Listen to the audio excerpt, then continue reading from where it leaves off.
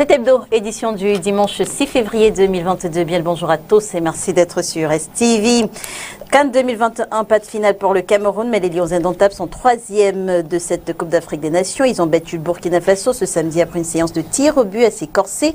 Cependant, le match de ce samedi a porté à la lumière du jour les problèmes se posant dans la tanière, avec notamment Choupo-Moting qui a choisi de suivre la rencontre dans les gradins. Au moment où le rideau tombe définitivement sur cette 33e édition de la CAN, je précise que la finale Sénégal-Égypte se joue ce jour à 20h.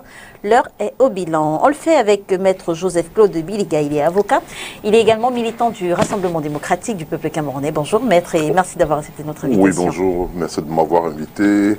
À l'entame de cette émission, je voudrais présenter mes condoléances et m'incliner à la mémoire de ceux qui sont décédés le jour où le Cameroun jouait contre les îles Comores. Je pense au moment où la compétition finit, il est de notre devoir de nous souvenir de ces personnes-là, en espérant que peut-être une stèle sera faite, sera construite, pour que les générations futures sachent que lors d'une CAN que nous voulions sucrer, il y a eu cet événement malheureux qui a eu lieu, mais qui n'a pas entamé, malgré cela quand même, le caractère sucré que nous avons voulu avoir de cette CAN-là. Mais je pense que c'est sérieux et il faut faire ces stèles. L'avantage, c'est que chaque fois que les gens iront peut-être voir les matchs, à voir ces stèles, ça va devoir leur rappeler ce qui s'est passé, cette bousculade-là qui a entraîné des morts. Et les gens seront beaucoup plus prudents et les responsables également prendront plus de la peine d'assurer la sécurité des matchs. Alors, l'Assemblée nationale est secouée depuis quelques jours par la suspension du secrétaire général de ses fonctions, Gaston Komba. Je sais que vous êtes au courant. Le député Jean-Michel Nitieux parle d'une brouille autour de la signature d'un contrat d'assurance. Quand on sait que c'est à peu près le 5e secrétaire général suspendu par le président de l'Assemblée nationale, Kavaï Dibri, quel est selon vous l'enjeu de cette guerre et quelles sont les chances qu'elle mène à un audit indépendant de la Chambre? Parce que c'est finalement ce que demande l'honorable Jean-Michel Nitieux. Je ne sais pas, je constate comme vous, hein, les premiers secrétaires généraux, je ne sais pas pourquoi ils ont été enlevés, mais je sais que les deux derniers ont été suspendus d'abord avant d'être enlevés. Ont été suspendus. M. Mbok, que M. Nkomba a remplacé, Nkomba qui est un camarade, un ami d'université, on a été ensemble en fac. Il était président de la commission de notre club UNESCO quand nous sommes allés le 6 avril 1984. On a failli être dévoré par les lions au parc de Ouaza. C'est un souvenir lugubre, mais j'en parle tout de même quand même. Et je dis donc qu'on a vu que ces deux dernières personnalités ont eu des problèmes avec monsieur le président de l'Assemblée nationale. Et j'avoue que je ne peux pas vous dire avec certitude de quoi ça retourne. Nous avons lu, j'ai lu comme tous les autres dans les journaux qu'il y avait un problème d'audit. Oui. Qu'il y avait un problème, que le fait qu'on reprochait à M. Nkomba d'avoir recruté, entre autres, sa fille et son épouse, et même reproche d'ailleurs qui est également fait. Encore que le traitement dépend justement des journaux, parce que si vous avez lu... C'est-à-dire que donc je dis c'est très difficile de se prononcer. Maintenant, si ça porte au niveau, comme vous l'avez parlé, vous l'avez dit, évoquant le député Nitieux, oui, que cela porterait sur les audits. Why not? Il faut peut-être qu'on passe par les audits pour qu'on voit exactement de quoi ça retourne. Au niveau des contrats de l'assurance, j'en sais quelque chose. Je sais que généralement, à la fin de l'année où il faut des renouvellements des contrats d'assurance, c'est une bataille assez importante. Il y a des intérêts qui sont en jeu, parce que les contrats se chiffrent parfois en des centaines de milliards. Et lorsque ceux qui les signent, parfois, exigent, parfois il arrive souvent qu'ils exigent, même lorsqu'ils n'exigent pas qu'ils soient bénéficiaires de ce que certains peuvent appeler de retour de commission, quelque chose de ce genre, il y a parfois des batailles. Mais moi, je préfère être prudent en me disant, s'il y a des enquêtes, que les enquêtes puissent être menées, que les résultats puissent être connus et que par la suite, on s'arrange à ce que ça n'arrive plus. Parce que ça ne donne pas une très bonne image de notre Assemblée nationale. Le fait de suspendre la signature de deux secrétaires généraux successifs, ça pose problème. Merci Maître d'être avec nous. On va prendre par Skype un autre avocat. Lui c'est Maître Christian Timbané. Il est avec nous depuis Paris. Bonjour Maître et merci d'avoir accepté notre invitation. Vous êtes là? Bonjour Tout particulier à professeur Maître Biliga. Oui. Merci beaucoup. Alors, vous êtes avocat, je le disais. Là. Oui. Alors, vous êtes avocat, je le disais, vous êtes également pasteur et membre de la société civile. Avec vous, j'aimerais qu'on analyse l'affaire Mougou Bellinga. On se souvient de ce qu'il y a quelques jours, l'homme a été bloqué à l'aéroport, interdit d'embarquer. On avait alors parlé d'une interdiction de quitter le territoire, sauf que dans un communiqué du groupe L'Anecdote, on apprend finalement que l'homme a pu rallier Paris grâce aux très hautes instructions du chef de l'État. Un commentaire peut-être. Oui, mais voilà, je ne connais pas très bien cette affaire.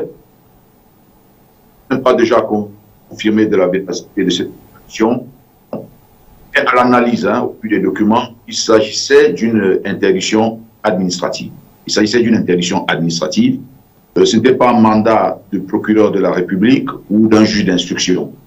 Bon, ce qui veut dire tout simplement que c'est une autorité administrative.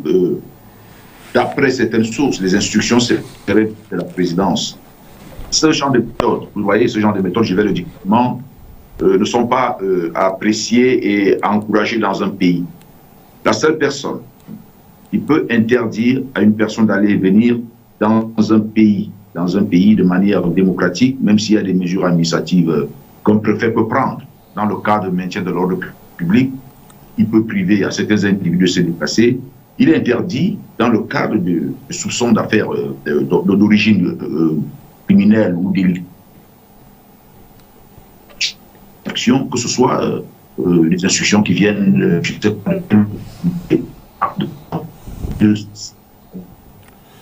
Bon, on reviendra avec Maître...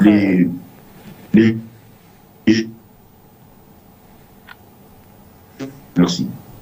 Merci, Maître Timban. J'espère que la connexion va nous permettre de poursuivre sereinement cette émission, que la connexion Internet va nous le permettre. Sur le plateau, François Yandikam, 4. Il est journaliste, grand reporter au quotidien Le Jour, auteur, présentateur de l'émission Diaspo Foot, émission dans laquelle vous avez fait découvrir au public la vie de nombreux footballeurs. Bonjour et merci d'avoir accepté notre invitation. Léane, merci. Bonjour à tous ceux qui nous regardent. Je suis ravi d'être là. Alors, vous venez justement de publier un livre, Samuel Eto'o-Fils, L'Ange et les démons, paru aux éditions Chabelle. Alors, pourquoi avoir choisi d'écrire sur Samuel Eto'o-Fils? Alors, disons que tout au long de ma carrière journalistique qui dure depuis 20 ans déjà, je me suis rendu compte du déficit en termes de production éditoriale de qualité autour de ce qu'on peut considérer comme nos icônes en matière de sport. Samuel Eto'o étant l'une d'elles, si ce n'est la plus représentative de l'heure. Je me suis astreint, il y a déjà 5 ans de cela, à ce travail-là, à la production de ce livre qui est une incursion dans l'univers de Samuel Eto'o, le parcours qu'il a permis d'être là où il est aujourd'hui. Donc je recommence par raconter ses débuts ici au Cameroun, en Vorgada. Voilà, je suis allé à la rencontre de ceux qui l'ont accompagné dans ses premiers pas. Qui par exemple, parce que je pense avoir lu entre autres que vous n'avez pas approché Samuel Eto'o-Fils lui-même. Ouais, bon, pas que je ne l'ai pas approché. À un moment de ma démarche, je n'ai pas trouvé opportun de l'approcher parce que je ne fais pas la biographie officielle de Samuel Eto'o. Je fais une biographie non officielle qui me permet d'avoir la distance critique que j'ai souhaité tout au long de mon ouvrage. Ce que j'ai rencontré, c'est d'abord son tout premier coach, Moussa, on l'appelle, communément en Vorgada, dont on parle très peu, alors que c'est là que Samuel Eto'o fait ses premiers pas de footballeur. Alors j'ai rencontré ceux qui l'ont aussi accompagné ici à Douala, à Newbel, au quartier Newbel. J'ai rencontré des membres de sa famille. Tout au long de la production de mon émission, j'ai essayé de le rencontrer à 2 reprises, quand il jouait à Barcelone et quand il jouait à l'Inter. Cela ne s'est pas fait. Mais quand j'ai commencé le livre, le projet éditorial, je n'ai plus trouvé pertinent de le rencontrer parce que, comme je le dis dans mon introduction, je me méfiais un peu du pouvoir ensorcelant de ce personnage qui s'est apprivoisé les gens qu'il côtoie. Alors justement, Samuel Eto'o-Fils, L'Ange et les démons. Oui. Vous m'expliquez le choix de ce titre? Alors, c'est un parcours, c'est un processus. D'abord, quand je termine la rédaction de cet ouvrage, il y a plus d'1 an et demi, ça m'a pris 4 ans. Voilà, nous sommes en période de confinement. Alors, je suis au Cameroun et nous sommes en période de confinement. Alors, je reparcours l'ouvrage Parce que le premier titre, c'était le phénomène. Samuel était le phénomène. Je reparcours l'ouvrage et puis j'essaye de trouver une trame explicative, analytique. Parce que c'est un personnage qui est à la fois fascinant et paradoxal.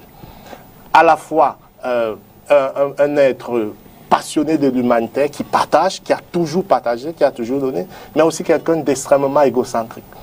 Voilà, d'extrêmement narcissique par moment. Il fallait trouver une bonne trame d'analyse qui me permet de rendre ce personnage qui à la fin constitue quelqu'un d'exceptionnel. L'ange, donc, c'est l'ange du foot. C'est l'ange du foot qui nous a été envoyé, qui nous a été donné très tôt. Samuel Eto'o n'a pratiquement pas connu de période d'acclimatation, d'apprentissage dans le foot. Il a explosé très vite. Vogada, déjà, il était un phénomène. Newell, tout le monde parlait de lui, même quand il n'avait pas 10 ans. Et l'ange aussi, parce que c'est quelqu'un qui, très tôt, a mis son parcours sur le signe de la protection, d'une certaine protection divine. Il n'avait pas 8 ans qu'il jouait déjà avec une prière dans ses chaussettes. Je raconte cette anecdote-là. L'ange aussi, parce que Samuel, vous le voyez tout au long de son parcours, invoque Dieu. Récemment encore, lors de la fameuse séance de tir au but face à l'Égypte, on l'a vu en prière. À un moment, il se déplaçait carrément avec chapelet. Donc j'utilise cette mystique religieuse-là pour parler de l'ange. Et les démons alors? Les démons, c'est d'abord ces petits démons à lui qui l'ont hanté durant tout son parcours. Vous parliez du narcissisme? Voilà, tout à fait. Vous avez, voilà, pas égoïsme, mais narcissisme. Il faut bien comprendre, Samuel, la grille d'analyse que j'ai retenue finalement, c'est s'il était souvent narcissique, c'est parce qu'il s'est toujours considéré comme un élu. Quelqu'un qui avait une mission. Ça donne le droit d'être narcissique, ça? Peut-être pas, mais ça peut enfermer celui qui se considère comme ça dans une certaine mégalomanie. C'est ce qui est très souvent arrivé, surtout quand il joue en sélection. Aujourd'hui, on se rend bien compte qu'il a réussi à un certain moment à exorciser ses petits démons et à être beaucoup plus consensuel. Ce qui lui donne une posture présidentielle, pour parler ainsi. Alors, les démons aussi, c'est ceux que lui, Samuel, considère comme les démons, tout simplement. C'est-à-dire ceux d'en face. À un moment, c'est ses coéquipiers en sélection. Il les appelle sorciers. Je raconte des passés, il les appelle sorciers. Ceux qui l'empêchent de réaliser ce pourquoi il est venu sur terre, entre guillemets. Je veux dire, dans les vestiaires, vous avez côtoyé certains coéquipiers qui vous racontent ces anecdotes? Je les ai côtoyés tous, pratiquement tous. Et une petite anecdote que je raconte dans mon livre. En passant, j'en raconte au minimum 60. Les anecdotes autour de Samuel Eto'o, que j'ai pu recueillir à bonne source. Quand on reconvoque Achille Emana en sélection en 2008, je me trouve chez lui, à Séville. La convocation, oui. La convocation tombe quand je suis à Séville. Alors, Achille, au bout du fil, il a le sélectionneur qui l'appelle et il dit « il faut que tu reviennes. On a besoin de toi pour passer des ballons à Samuel. » La réaction d'Achille, il est scandalisé. Il dit « donc si je dois revenir en sélection, c'est simplement pour passer des ballons à Samuel alors qu'il m'attend. Je viendrai, on va voir comment ça va se passer. » Alors vous voyez qu'il y avait un état d'esprit extrêmement tendu. Il y en a plusieurs que je raconte avec Tchédjou. En fait, ce que vous dites, c'est que c'est le sélectionneur en fait, qui est à l'origine de cette tension. Peut-être le sélectionneur n'a pas su gérer en ce moment, oui. Quand vous avez, parce qu'aujourd'hui, la sélection qu'on a, elle est moins talentueuse que celle de Emana, Stéphane Biya, Achille Emana, oui, et Alexandre. Mais vous vous rendez bien compte que cette cuvée n'a pas réussi à gagner le moindre titre. Parce qu'il y avait beaucoup de guerre d'ego. Alors, cette anecdote que je vous raconte témoigne de la guerre d'ego qui régnait dans le vestiaire. Et Samuel, lui, il se sentait investi de cette prééminence. Il ne comprenait pas que les autres, à un moment, s'opposent à ce qu'il fasse, qu'il considérait comme sa mission au sein de l'équipe nationale. Alors, ces démons, c'est ces gens-là que lui, il appelle. Et puis, c'est ceux aussi qui l'ont empêché, même après, même quand il a voulu investir au Cameroun. En passant, mon livre évoque le personnage sur tous ses aspects. Je n'occulte aucun aspect. Sa vie sexuelle tumultueuse, j'en parle. Sa vie, ses aventures dans le monde économique. Quand vous parlez de vie sexuelle tumultueuse, est-ce que vous avez rencontré celle à qui on fait en général référence lorsqu'on parle des tumultes dans les relations amoureuse. Je l'ai rencontré, mais pas dans le cadre clair de cet ouvrage. Je l'ai rencontré pour recueillir les informations dont j'avais besoin. Vous parlez de Nathalie, quoi, il n'y a pas de raison d'en avoir honte ou d'en avoir peur. Voilà, c'est quelque chose qui est connu, qui est su. Je ne pouvais pas parler de Samuel, de l'homme, parce que j'avais la prétention de parler du footballeur, mais aussi de l'homme. Je ne pouvais pas parler de l'homme en occultant ce pan essentiel de sa vie. Quand je dis essentiel, je pèse mes mots. Alors, voilà, j'évoque donc cette parenthèse-là.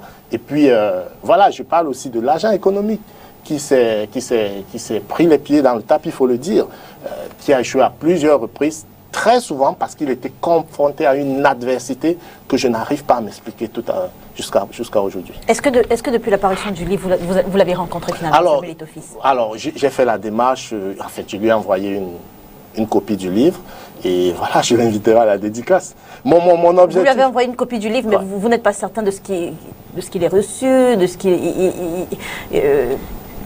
Liliane, pour dire vrai, mon objectif, a priori, n'est pas absolument de rencontrer Samuel pour faire la photo, rentrer dans ses bonnes grâces, ça ne m'intéresse pas. Voilà, je fais un travail pour la postérité, c'est 416 pages. Je me suis astreint à un travail de recherche documentaire, un travail d'enquête journalistique, de recherche documentaire. Et pour moi, il fallait immortaliser cette légende dans ce qu'elle a de splendeur, dans ce qu'elle a aussi de revers. Alors, j'ai pas encore eu l'occasion de lire le livre, mais puisque vous m'avez offert un exemplaire, je vais le faire. Juste pour sortir, le Samuel Eto'o que vous avez décrit dans votre livre, est-ce qu'il est le même que décrivait Jean-Bruno Tanier dans Programmé pour échouer? Oui, cette question revient. Et chaque fois, on évoque Jean-Bruno. Bon, moi, je ne vais pas être prétentieux, mais j'ai, je sais pas, l'ambition d'avoir écrit le premier ouvrage de référence sur Samuel.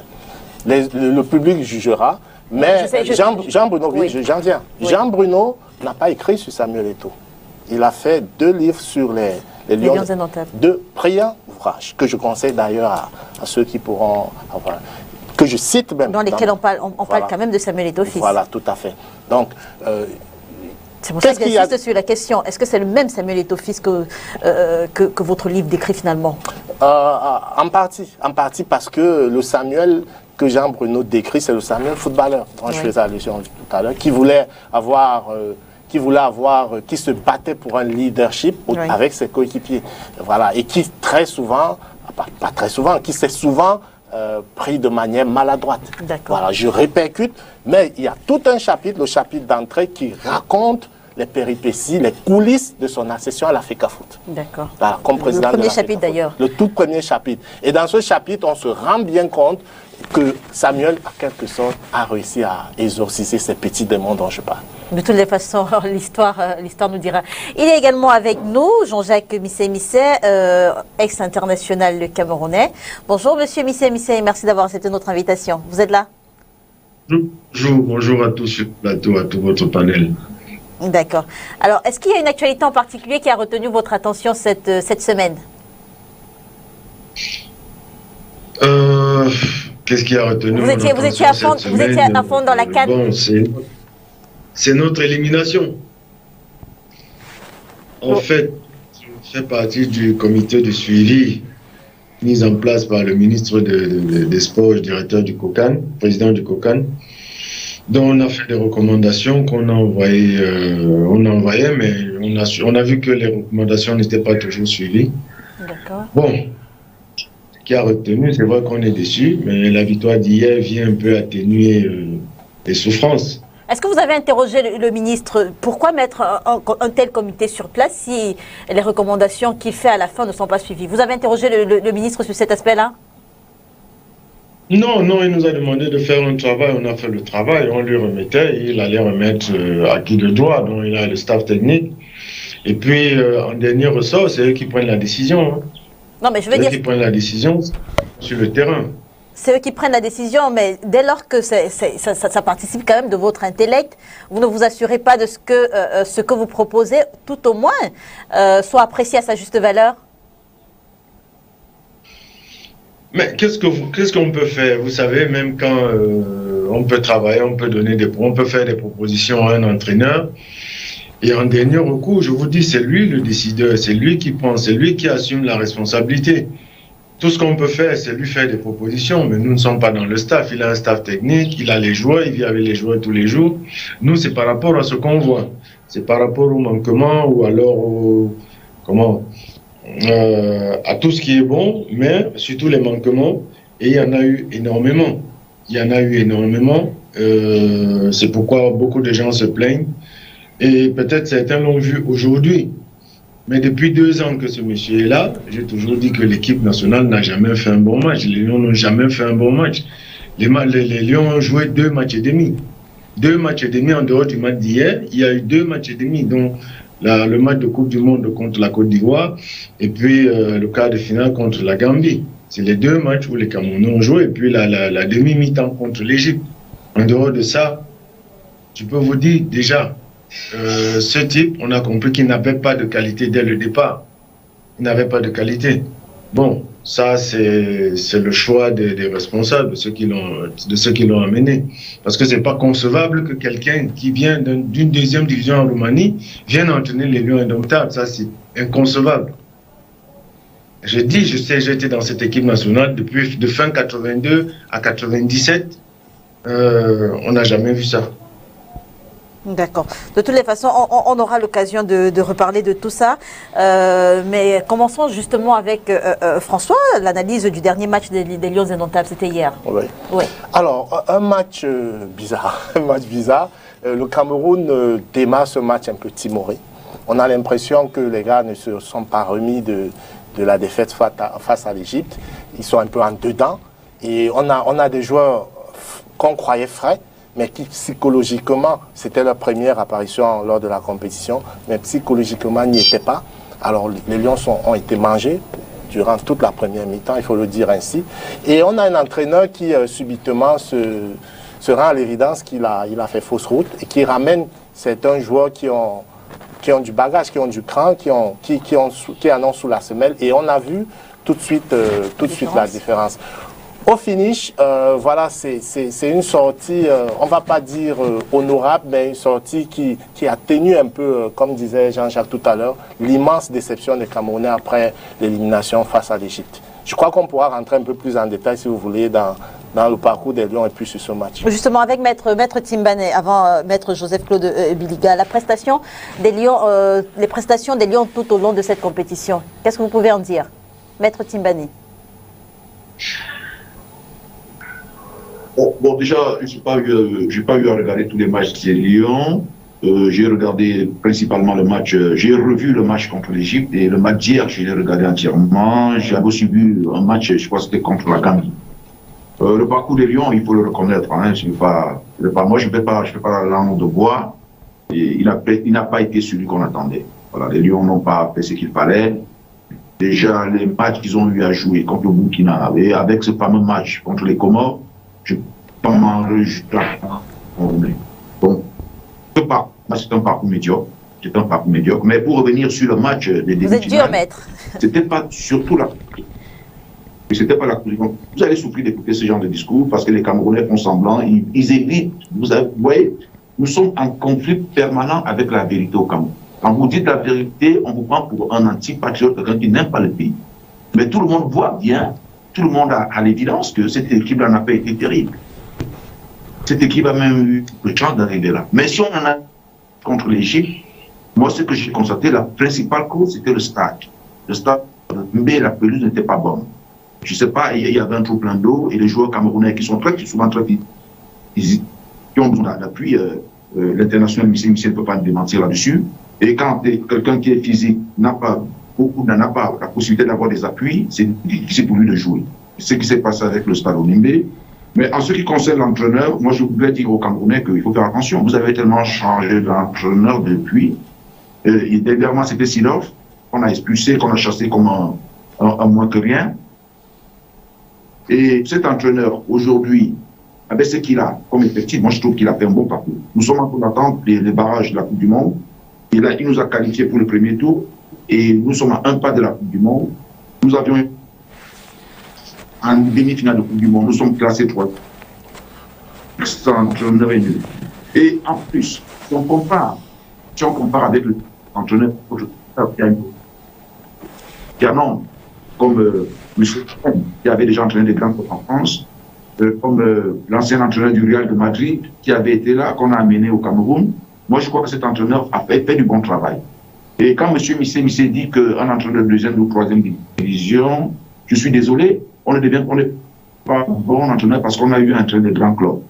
Il y a Aliou Cissé qui, oui, il n'a jamais entraîné un grand club quelque part au monde. Il y a beaucoup d'entraîneurs, même en France, durant la deuxième division. Donc, il y a plein d'entraîneurs qui n'ont pas un cursus. Le cursus sont là avec l'équipe. Alors, cet entraîneur conseil ça pour moi, il fait du bon boulot, qu'on le laisse faire, qu'on le laisse nous qualifier pour la et on la suite.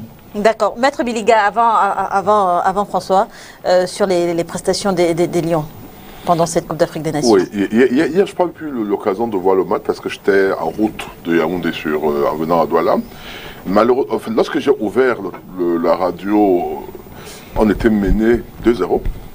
Après, il y a eu un troisième but qui est arrivé. J'étais en train de conduire, j'ai éteint le téléphone, j'ai éteint la radio en me disant, c'est fini. Donc, j'ouvre la télévision au moment où je trouve les gens debout, c'est-à-dire les joueurs dans le stade, et je constate que c'est la prolongation, c'est les tirs au but. Donc, il y a eu entre-temps la remontada. Parce que chacun a sa façon de se protéger. Il y a ceux qui ont des émotions, parfois les gens peuvent mourir dans ce genre de trucs. Et moi, lorsque je sais quelque chose qui peut m'amener à avoir peur ou à être émotif, je m'en sépare. C'est-à-dire que si, en regardant un match, j'ai peur que je puisse avoir une crise cardiaque, je ne regarde pas. C'est ce que j'ai fait hier, en fait. Mais de toute la prestation, il y a un match qui m'a un peu gêné. C'était celui contre la Comore.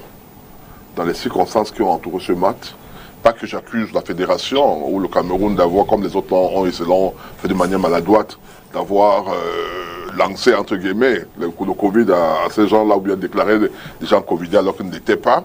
Mais ça m'a un peu gêné de voir quand même une équipe comme celle-là qui a montré de bonnes capacités footballistiques, être diminuée face à un grand Cameroun, et ce d'autant plus que le gardien qui était redevenu négatif, a été interdit de jouer sous le prétexte d'un nouveau règlement. Et moi, cela m'a semblé... pas un prétexte, maître.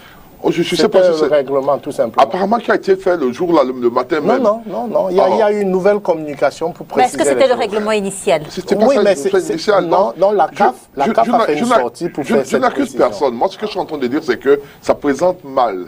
C'est comme si on attachait les bras de ce club-là en faveur du Cameroun. Sur ce point-là, moi je parle de la prestation du Cameroun.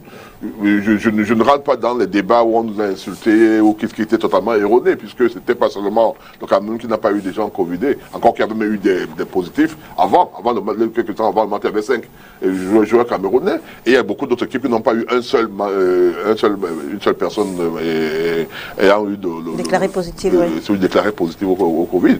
Mais je vais dire seulement que pour moi, la finalité, j'aurais voulu jouer avec une équipe, voir le Cameroun battre une équipe qui était en pleine avec tous ses joueurs. Nous avons gagné l'Argentine, on était 9 sur 11 contre 11. On a gagné la grande Argentine de Maradona, je me souviens très bien. Mais je veux dire que pour moi, c'est le match qui m'a le plus un peu déçu par rapport à ça. Maintenant, je pense qu'on aurait pu gagner également le match contre l'Égypte. Surtout en première mi-temps. Le match on a très bien joué, parce que j'avais peur au départ, mais quand j'ai commencé à suivre les pronostics qui avaient été donnés, pas seulement les pronostics, mais je veux dire les statistiques des précédentes confrontations, je me suis dit, on peut y aller.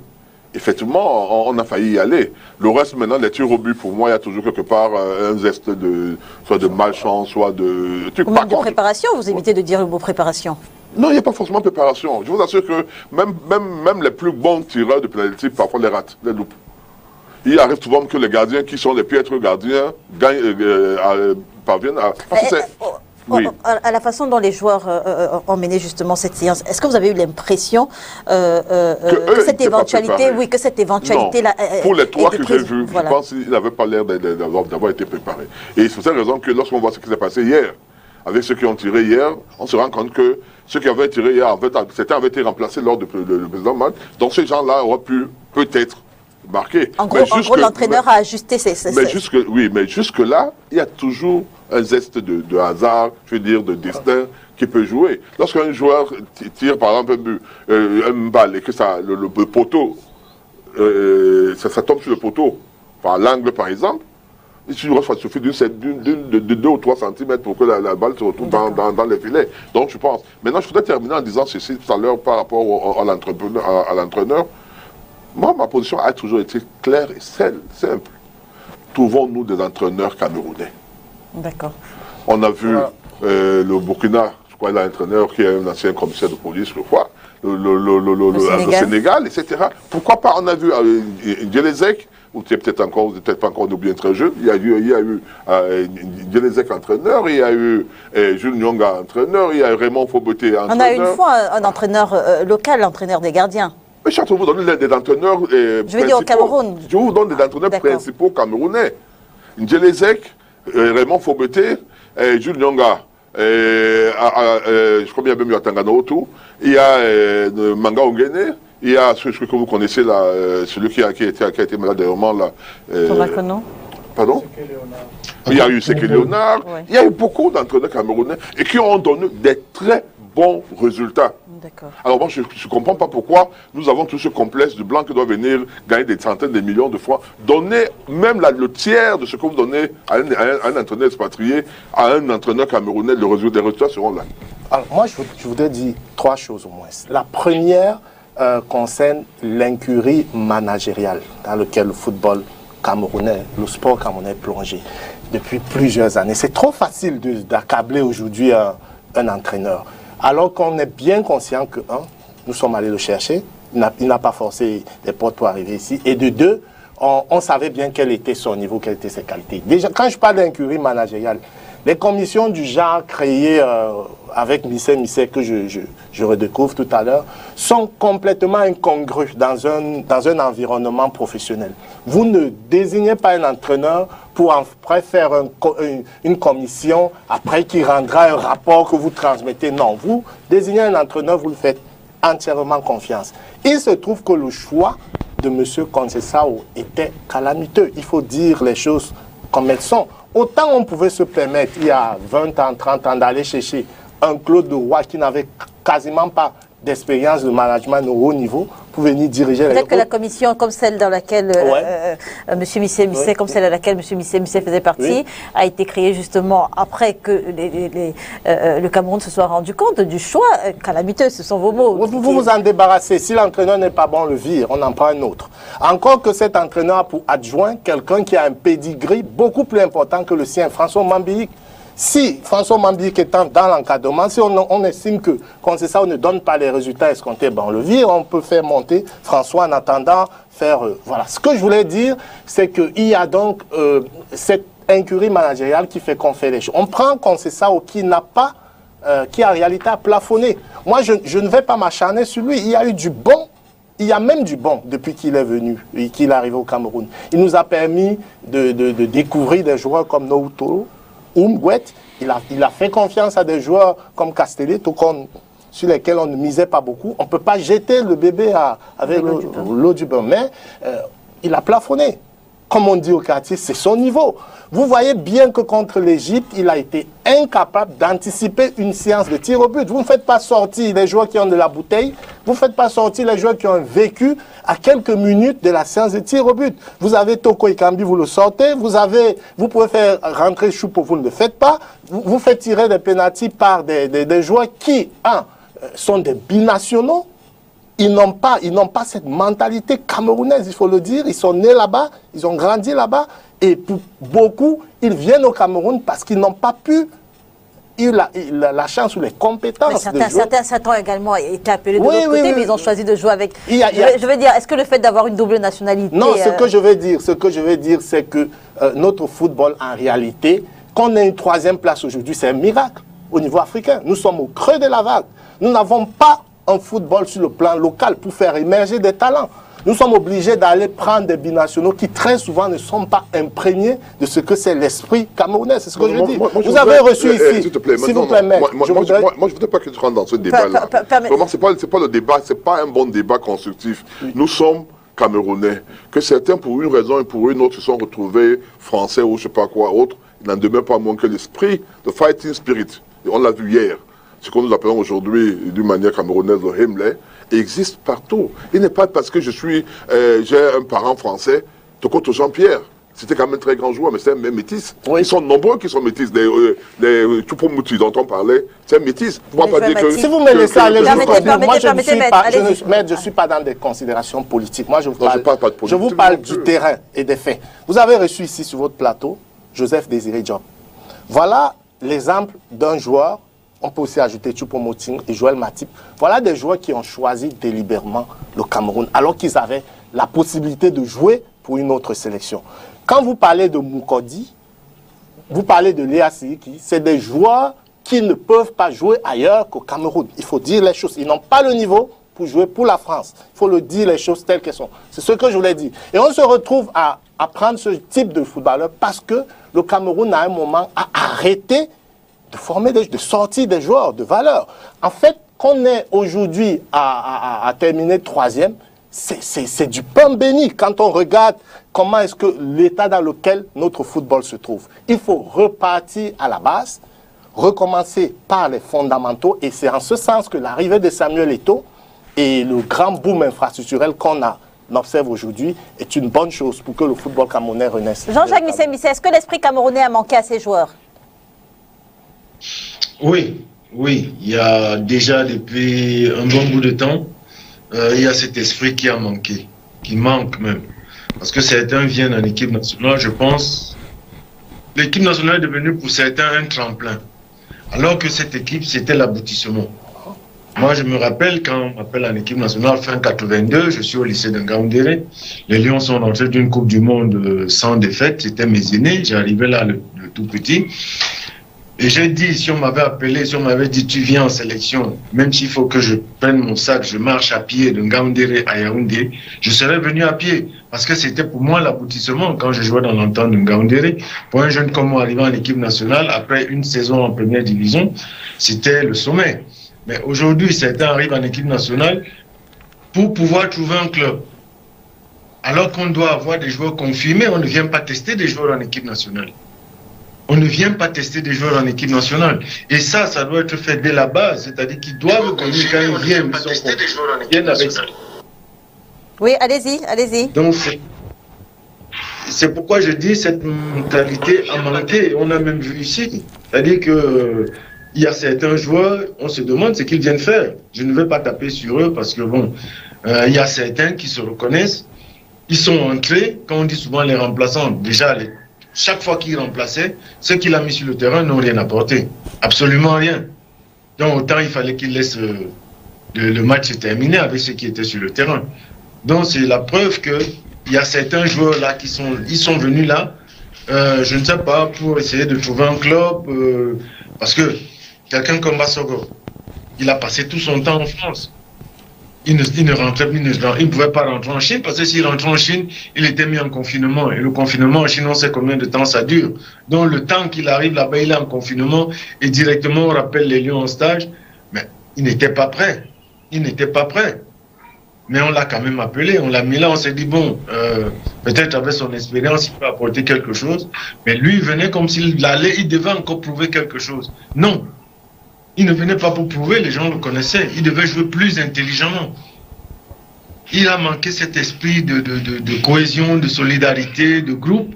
Et d'ailleurs, le capitaine Vincent Boubacar l'a dit dans ses interviews. Il a dit chacun veut jouer perso. C'est pas comme ça. L'équipe nationale n'a jamais été comme ça. Il y a des gens qui doivent venir là, ils se disent que c'est lui. Parce que porter le vert ou jaune, c'est quelque chose de... Je ne sais pas. C'est pour ça que je dis non. Moi, je vois ça différemment. Je dis non, pas cet esprit-là. Et c'est pour ça que même quand ils perdent, nous souffrons parce qu'on se dit, mais est-ce qu'ils ne comprennent pas qu'ils défendent une nation? Est-ce qu'ils ne comprennent pas qu'ils jouent pour le Cameroun? Et c'est comme ça doit être comme ça dans tous les domaines. Moi, si j'ai accepté de revenir au Cameroun après 30 ans à l'étranger, 15 ans de professionnalisme, c'est parce que je me dis j'ai quelque chose à apporter à mon pays. Je ne cherche pas une place d'entraîneur, je le joue, ils sauront qu'ils vont voir, ils vont taper dans le programme de l'Union belge, la liste des entraîneurs, j'ai mon nom dedans. Mais je ne vais pas me mettre à critiquer, à chercher, à... Non, on a des compétences au Cameroun. Et en Europe, on suit le même cursus. Donc, ils n'ont pas à chercher, ils n'ont pas à dire que les entraîneurs camerounais sont compétents. Il y a de la compétence. Ce n'est pas ça qui manque. D'accord. Mais si on va toujours nous prendre quelqu'un qui vient, parce que même l'entraîneur doit connaître la mentalité des joueurs qu'il appelle. L'entraîneur doit connaître ceux qui viennent en équipe nationale, l'entraîneur doit les connaître. Ils connaissent la mentalité camerounaise. Comme mon petit frère disait tout à l'heure, et c'est vrai, on a de la compétence, et les entraîneurs camerounais ont de la compétence. Et quand on met quelqu'un à la tête des Lions indomptables, il faut qu'il connaisse la mentalité camerounaise. Il faut qu'il connaisse la mentalité des joueurs. Justement, Maître Biliga, revenons sur les propos tenus par Aboubakar Vincent suite à l'élimination du Cameroun face à l'Égypte. Est-ce que c'est le même constat que vous avez fait? Je veux dire qu'il y avait beaucoup trop d'individualité dans le jeu. Je ne suis pas un très très grand expert en football, hein, donc je dirais des choses qui ne sont peut-être pas vraies. Moi, j'ai vu un match qui s'est joué. Par exemple, quand je voulais tout à l'heure, à la première mi-temps, le match c'était très très très bien joué. Maintenant, par la suite, on a vu que nos joueurs ont baissé en intensité, etc. Est-ce qu'il n'y avait pas trop d'individualité? Je pourrais vous le dire. Mais vous savez, ce reproche a toujours été fait par des attaquants de pointe. Parce qu'eux, ils estiment que c'est les autres qui doivent lui donner les passes. Alors, eux, leur rôle, c'est de marquer. On n'attend pas d'un défenseur de venir marquer. De temps en temps, les milieux du terrain arrivent à marquer. Mais lorsqu'on est un attaquant de pointe comme Aboubakar, et qui plus est, avait, je crois, 6 buts, était le meilleur buteur en ce moment-là, l'objectif pour lui, c'était d'avoir un peu plus de buts. Donc, il peut donc ensuite dire que si on m'avait donné une passe, peut-être que j'aurais marqué. Mais il faut noter quand même que, sachant que c'était lui, le principal buteur, pratiquement toute la défense, toute la stratégie défensive de l'Égypte, c'est ça, non? De l'Égypte était sur lui, pour l'empêcher. Et il peut donc s'être senti mis à l'étroit ou bien non, pas suffisamment sollicité par ses coéquipiers sans que ce ne soit véritablement le fait. Et moi je dis, j'aime toujours rire lorsqu'il y a des commentaires après match, surtout lorsqu'on échoue, lorsqu'on perd. On a toujours tendance à dire, trouver des failles qu'on n'aurait jamais pu trouver si on avait gagné. Si, lors de l'opération de tir au but, on avait pu gagner, on n'aurait jamais pu dire que non, il n'y a pas eu un esprit d'équipe. On se serait focalisé sur rien que sur le Je vais dire le public, mais peut-être qu'en interne, c'est... Peut-être en interne, il y aura toujours à parfaire, ça c'est clair. Il n'y a aucun comportement humain qui est parfait. Il faut toujours être évolutif et voir ce qui n'a pas marché. Mais moi, en ce qui me concerne, je n'ai pas vu ce que le capitaine a vu. Lui, il était sur le terrain. Ils se connaissent. Peut-être qu'avant, on lui avait donné beaucoup plus de balles. Et là, en attendant d'avoir encore à ce moment-là, il n'a pas pu avoir. C'est peut-être ça. Mais pour moi, ce qui me gêne un peu, c'est les paroles. Je pense qu'il faut toujours être réservé, même lorsqu'on est dans la douleur, dans la colère. Parce que lorsqu'on laisse prévaloir la colère ou la douleur, on s'exprime et les mots qui passent, et généralement ne reviennent plus. Vous savez, sans entraîner ce nombre de choses, hein, on a insulté, j'ai entendu des mots que je ne peux pas revenir rapporter ici, mais qui n'étaient pas de nature à continuer à renforcer cette solidarité, cette fraternité que nous tous nous avons pu voir autour de ce match, de ce champ et d'autres équipes, qui est perfectible. Hein. Mais seulement là, je reviens en disant ceci. Chaque fois, à chaque moment, il y a une génération qui va. Lorsqu'une nouvelle génération est en train d'être mise en place, on parle toujours de refondation. Ce n'est pas la première fois qu'on l'a dit. Moi, j'ai vu des reportages d'Abel Bengue sur Roger Mila, où il disait Mila fait 5 matchs ou 6 matchs sans marquer un seul but. Qui a parlé de refondation, maître? Vous me laissez parler, s'il vous plaît. Non, c'est pas de ça qui je ne parle pas de fou. Non, moi, je veux dire que lorsqu'on dit toujours, on a l'impression que ceux qui viennent sont moins bons que ceux qui étaient là. Je dis que, oui, lorsqu'on voit, par exemple, une équipe comme qui est celle qui est aujourd'hui, qui n'est pas homogène, qui est hétéroclite dans ce sens qu'on trouve les joueurs qui viennent un peu partout, donc ils n'ont pas eu suffisamment de temps de pouvoir C'est pas ça le problème. Vous me laissez, il y a un problème structurel. Il y a un problème structurel du football camerounais. Je voulais dire une chose. Bon, on en parlait d'en bas. Le problème structurel du football cameroun ne date pas aujourd'hui. Voilà, il faut l'attaquer. Alors, je dis donc, les refondations, les états généraux du football ont eu lieu dans ce Cameroun plusieurs fois, à chaque moment. On n'a jamais appliqué les... Non, on a appliqué parce qu'après on a eu des résultats. Le Cameroun quand même a eu 5 coupes a gagné 5 fois les coupes africaines, pas au Cameroun. Donc vous ne pouvez pas dire qu'on n'a jamais eu de résultats. Les résultats sont là. Mais chaque fois qu'il y a échec, on vous dit qu'il faut refaire la refondation. Chaque fois qu'il y a échec, parce que je vous assure que si on avait gagné l'Égypte et que personne ne vous dirait que l'équipe, il n'y a pas d'équipe. Non, si vous suiviez le championnat national, vous sauriez que le Cameroun, le football camerounais est au creux de la vague. C'est de ça qu'on parle. Pour avoir des meilleurs joueurs nous parlons de deux choses différentes. Oui. Vous parlez du football camerounais, moi je parle de l'équipe du football camerounais. Ah oui, ça c'est le football camerounais qui alimente l'équipe nationale, l'équipe Je dis, l'équipe en 82, l'équipe du Cameroun était constituée à 90% des joueurs du championnat local. Oui. D'accord? Oui. Aujourd'hui, depuis au moins 20 ans ou 30 ans, oui. Cette équipe est constituée au moins à 60% ou à 70% par les joueurs étrangers. Qui viennent du conforme où là est tout le problème. Je dis par des joueurs étrangers. Certains ont été formés dans des écoles, d'autres écoles de football, comme Eto'o. Eto'o a été formé comme même ce jeune homme Aboubakar, dans les écoles de brasserie, etc. Après, ils sont partis. Mais on les a pris pas dans un championnat camerounais, mais dans un championnat étranger. Ces gens-là sont venus jouer au Cameroun. C'est la réalité aujourd'hui. Elle est bonne pour le Cameroun, elle est bonne pour tous les autres pays, hormis les pays du Maghreb où on trouve que ils ont des championnats bien costauds. Donc je veux dire que le problème d'aujourd'hui de la refondation ne se pose pas à partir d'aujourd'hui. Il se pose depuis longtemps et chaque fois, le Cameroun a surmonté. En 2017, lorsqu'on gagne notre match, la coupe à Libreville, ce problème se posait déjà. Oui. Alors, non, on a gagné. On aurait pu gagner également. Les accidents. C'est un accident. Le football aussi, c'est un accident lorsque le Cameroun gagne. Voilà. 9 contre 11. L'Argentine, aucune logique footballistique ne pouvait permettre d'imaginer que le Cameroun gagnerait l'Argentine de Maradona. Mais la vérité, c'est qu'on a un déficit de talent. C'est pour ça qu'il y a un problème de profondeur de banc de touche. Quand on fait rentrer des joueurs, ils ne sont pas à la hauteur.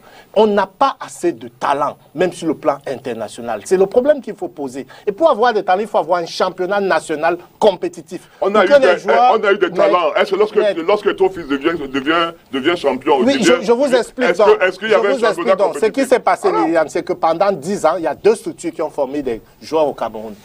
Kadi. Voilà, mais ça continue et la SABC, non, ils ont retiré, je parle de ce que je connais, ils ont mis très peu de moyens, certains se sont même retirés à un moment, et c'est ce qui a créé le gap, il n'y avait plus personne pour former des joueurs. Le seul qui a pu prendre le relais à un certain moment, c'est Samuel Eto'o lui-même, à travers sa Fundesport.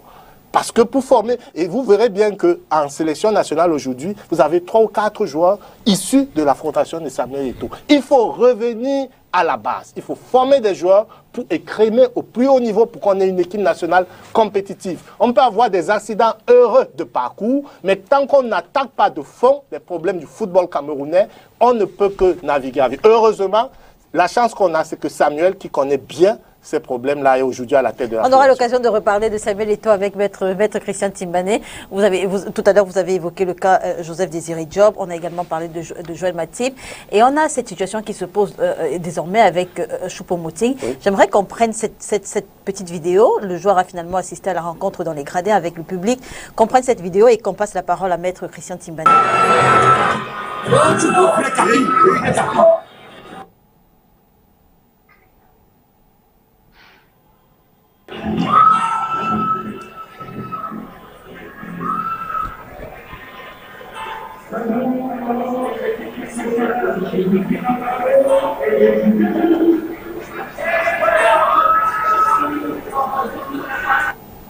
Alors, maître Christian Timbane, tout à l'heure, vous disiez n'avoir aucun problème avec les choix stratégiques du coach Conceição.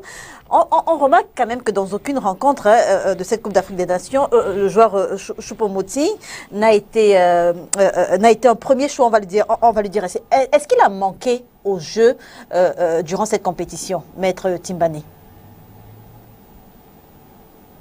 Oui, bon, voilà, déjà, il faut bien situer la question des métis, hein, la question des métis, de ces enfants qui sont nés de parents étrangers, qui intègrent l'équipe nationale du Cameroun, ou même qui sont nés à l'étranger. Et nous avons l'exemple du jeune Matip. Vous avez vu comment il a été traité dans ce pays, qui est l'un des meilleurs défenseurs au monde.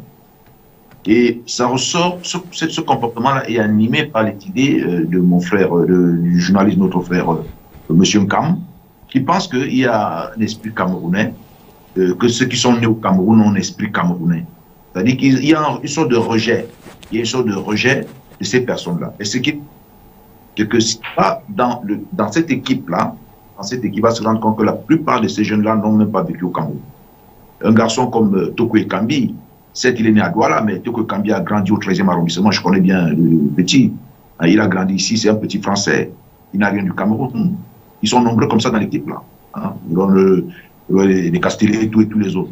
Alors, le cas Choupo-Moting, je ne pense pas que c'est un problème de l'entraîneur. Je suis convaincu qu'il y a une main noire derrière qui manipule cet entraîneur, Choupo-Moting.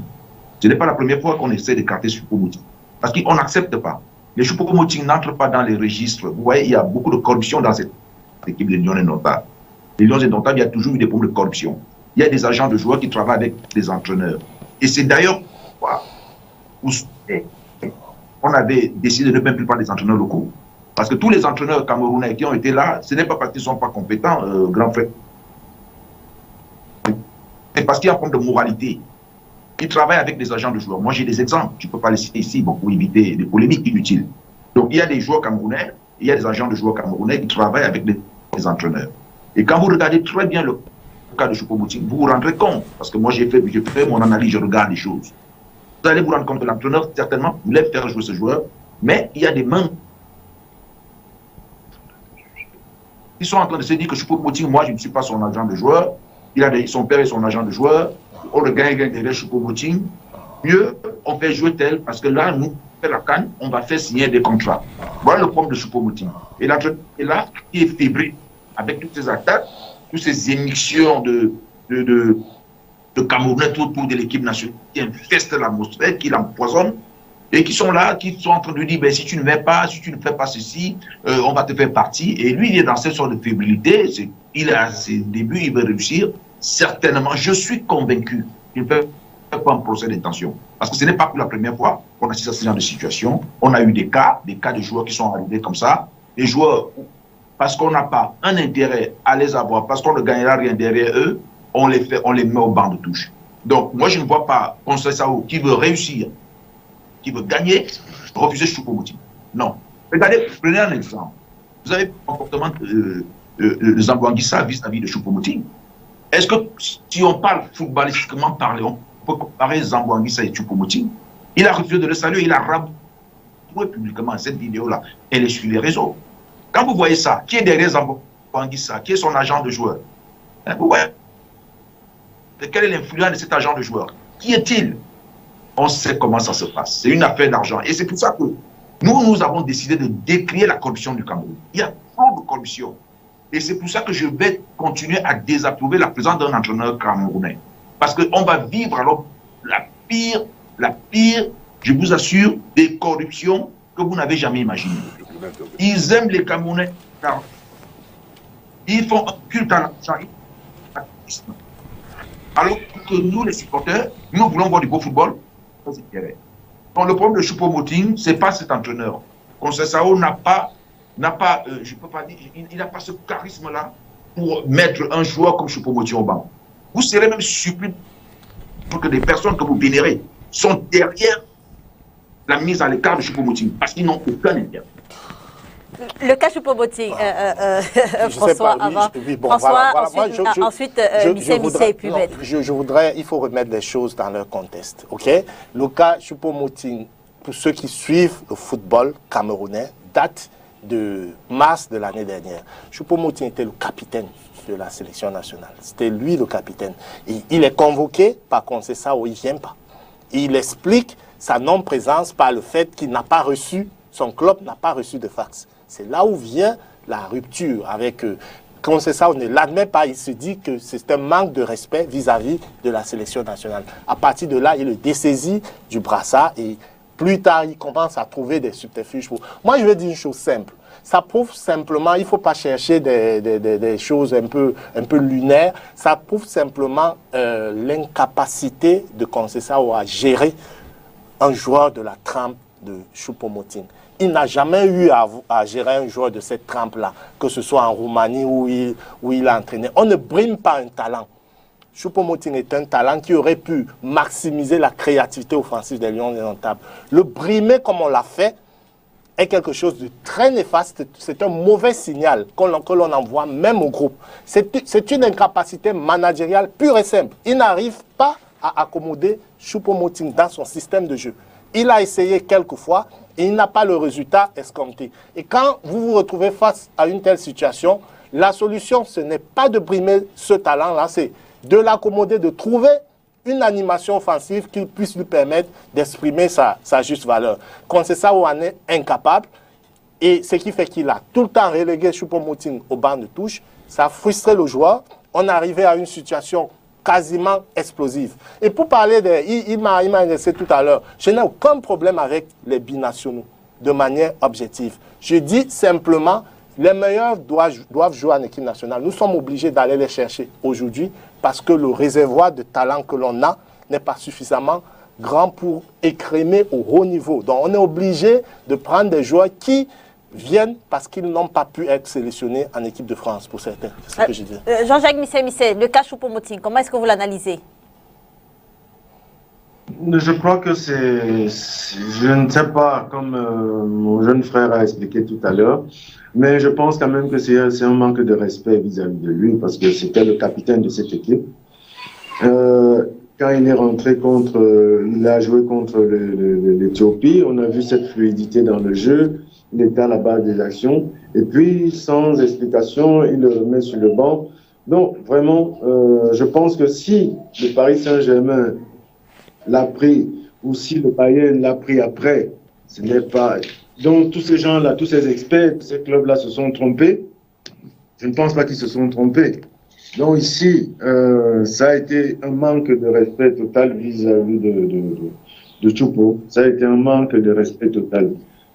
Donc moi, je pense que le gamin il doit se ressaisir. D'ailleurs, il a parlé longuement avec Samuel Eto'o.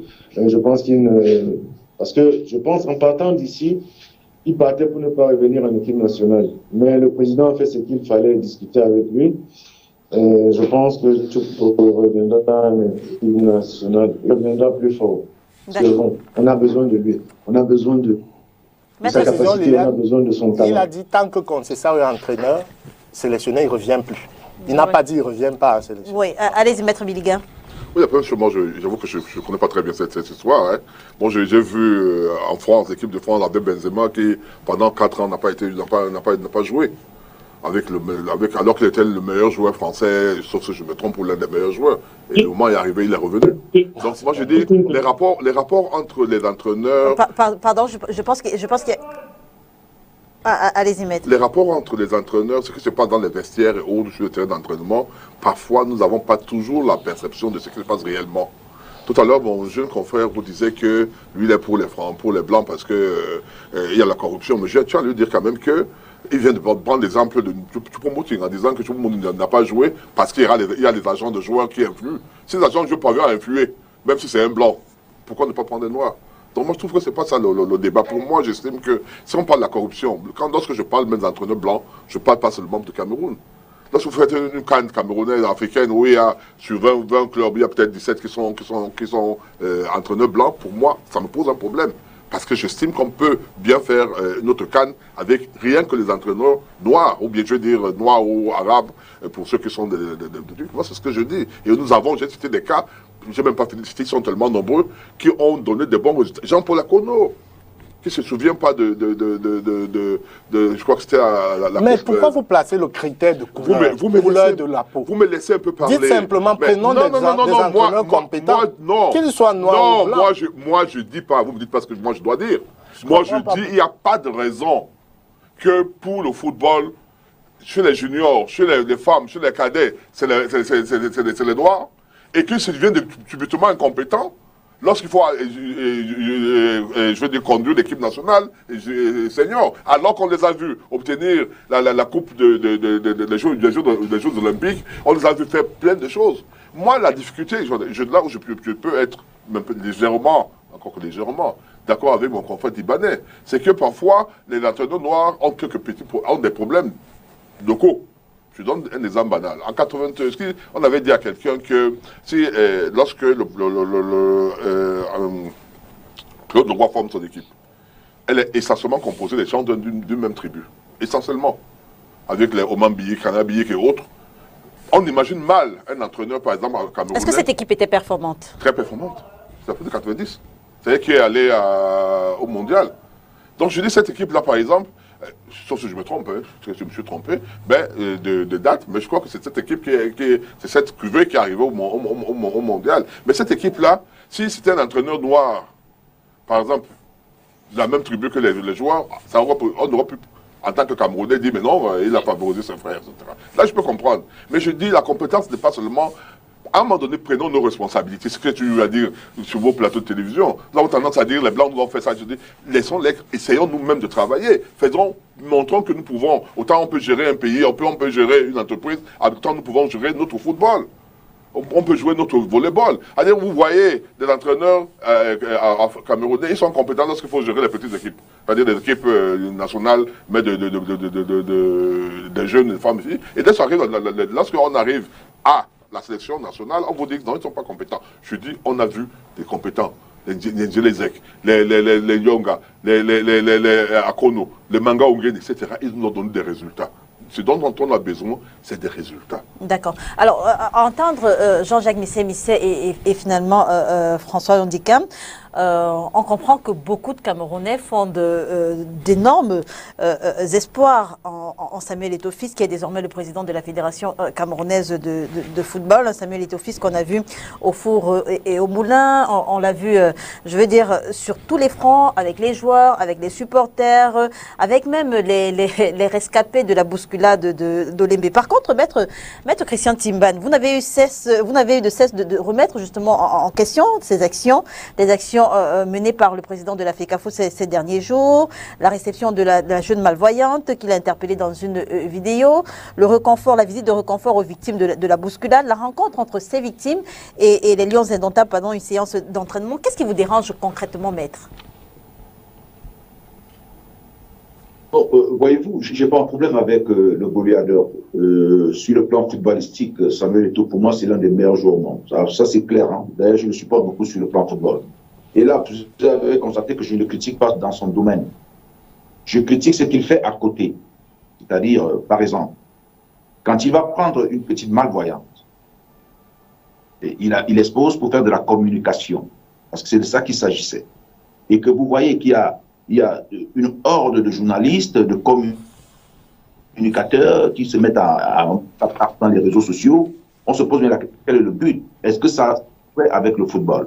Moi, je ne parle pas de ces ambitions politiques, mais je dis l'instrumentalisation du malheur, de la douleur des hommes. Moi, personnellement, parce que je suis un chrétien, je suis un prédicateur de la parole, ça me fait très mal. Donc, j'ai mon côté humain. Et avec ça, je ne badine pas. Alors, il y a plein de Camerounais qui je vais même dire, qui financent au quotidien des orphelinats, des centres des handicapés, des personnes vivant avec le handicap, des centres des aveugles, des muets, des Camerounais qui le font chaque jour, mais il n'y a pas cette surexposition médiatique. Alors je vous pose bien la question, pourquoi il fait tout cela?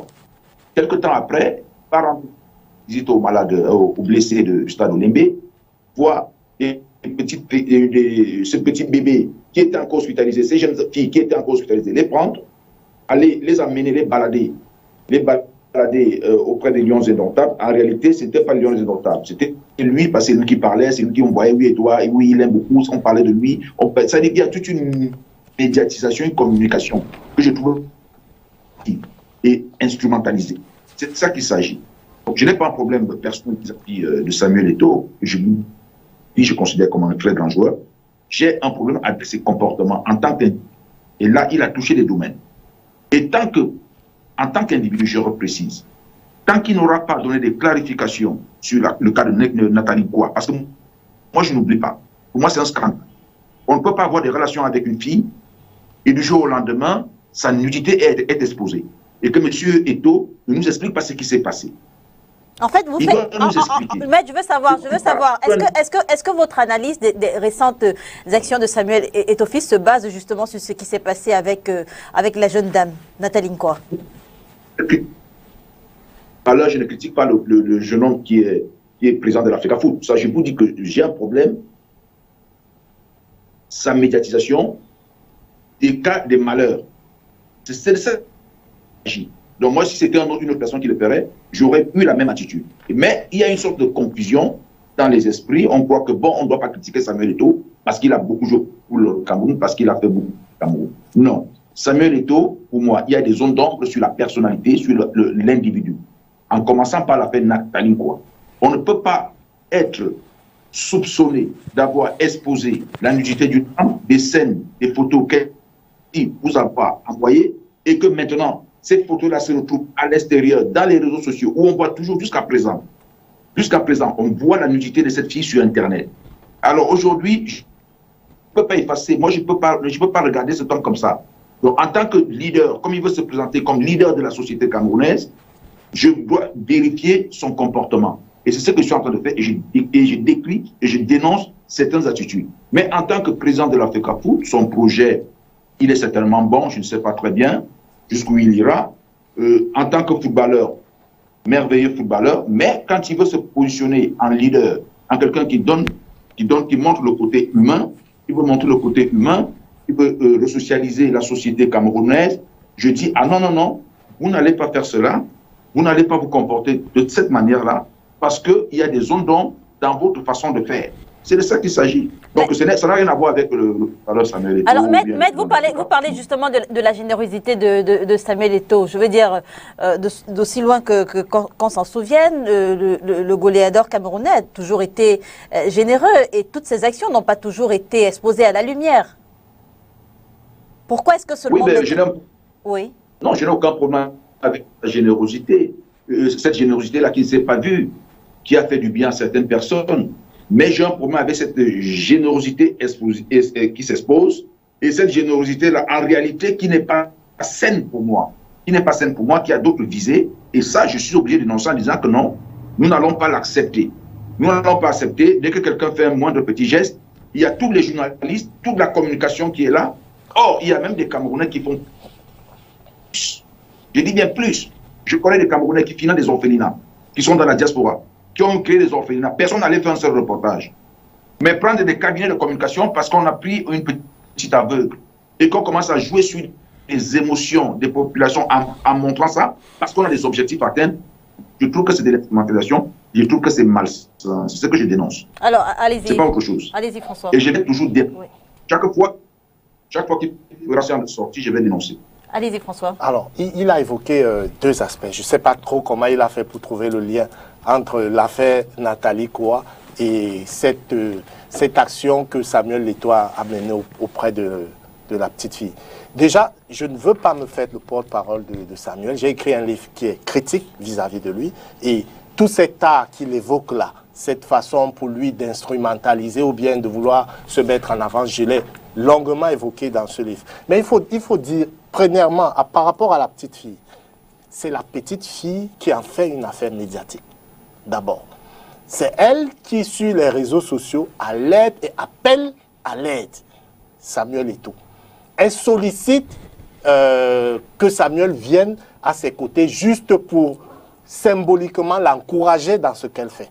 Moi, je vois plus l'action de Samuel comme étant une réponse. Et si ça n'avait pas, puisque l'affaire était médiatisée dès le départ par la fille elle-même, j'ai moi-même eu à relayer les supplications de la fille. S'il n'y avait pas eu à l'arrivée une autre tranche de médiatisation, on aurait pu penser que Samuel est resté muet aux supplications de la fille. C'est comme ça que j'interprète ce volet. Maintenant, pour avoir eu la chance de travailler sur le personnage, je crois que c'est lui faire un mauvais procès, de croire qu'il veut instrumentaliser la misère des gens. S'il y a quelqu'un qui fondamentalement, je ne sais pas, pour ceux qui sont chrétiens, ils pourraient, ou bien croyants, ils pourraient... Maître croyant également. Voilà. S'il y a quelqu'un qui fondamentalement aime donner et partager, c'est Samuel. Je le dis parce que je raconte une anecdote. Il n'a que 7 ans, 8 ans. Il joue à Vorgada. Il gagne son premier trophée. Titre de meilleur buteur d'un championnat interquartier. Il a 1500 francs de prime. 1500 francs, il les partage avec tous ses coéquipiers, y compris 2 de ses fervents supporters que j'ai retrouvés. Et le reste, 300 francs, il les remet à sa maman. Samuel Eto'o, c'est celui qui arrive au Cameroun, il joue à Majorque, il trouve un de ses camarades de la KJ en détresse, pas d'argent pour l'opérer, pas d'argent pour... il ne savait même pas, le gars était à l'article de la mort, il dépense pas moins de 20 000 euros dans l'anonymat total. J'ai retrouvé le gars.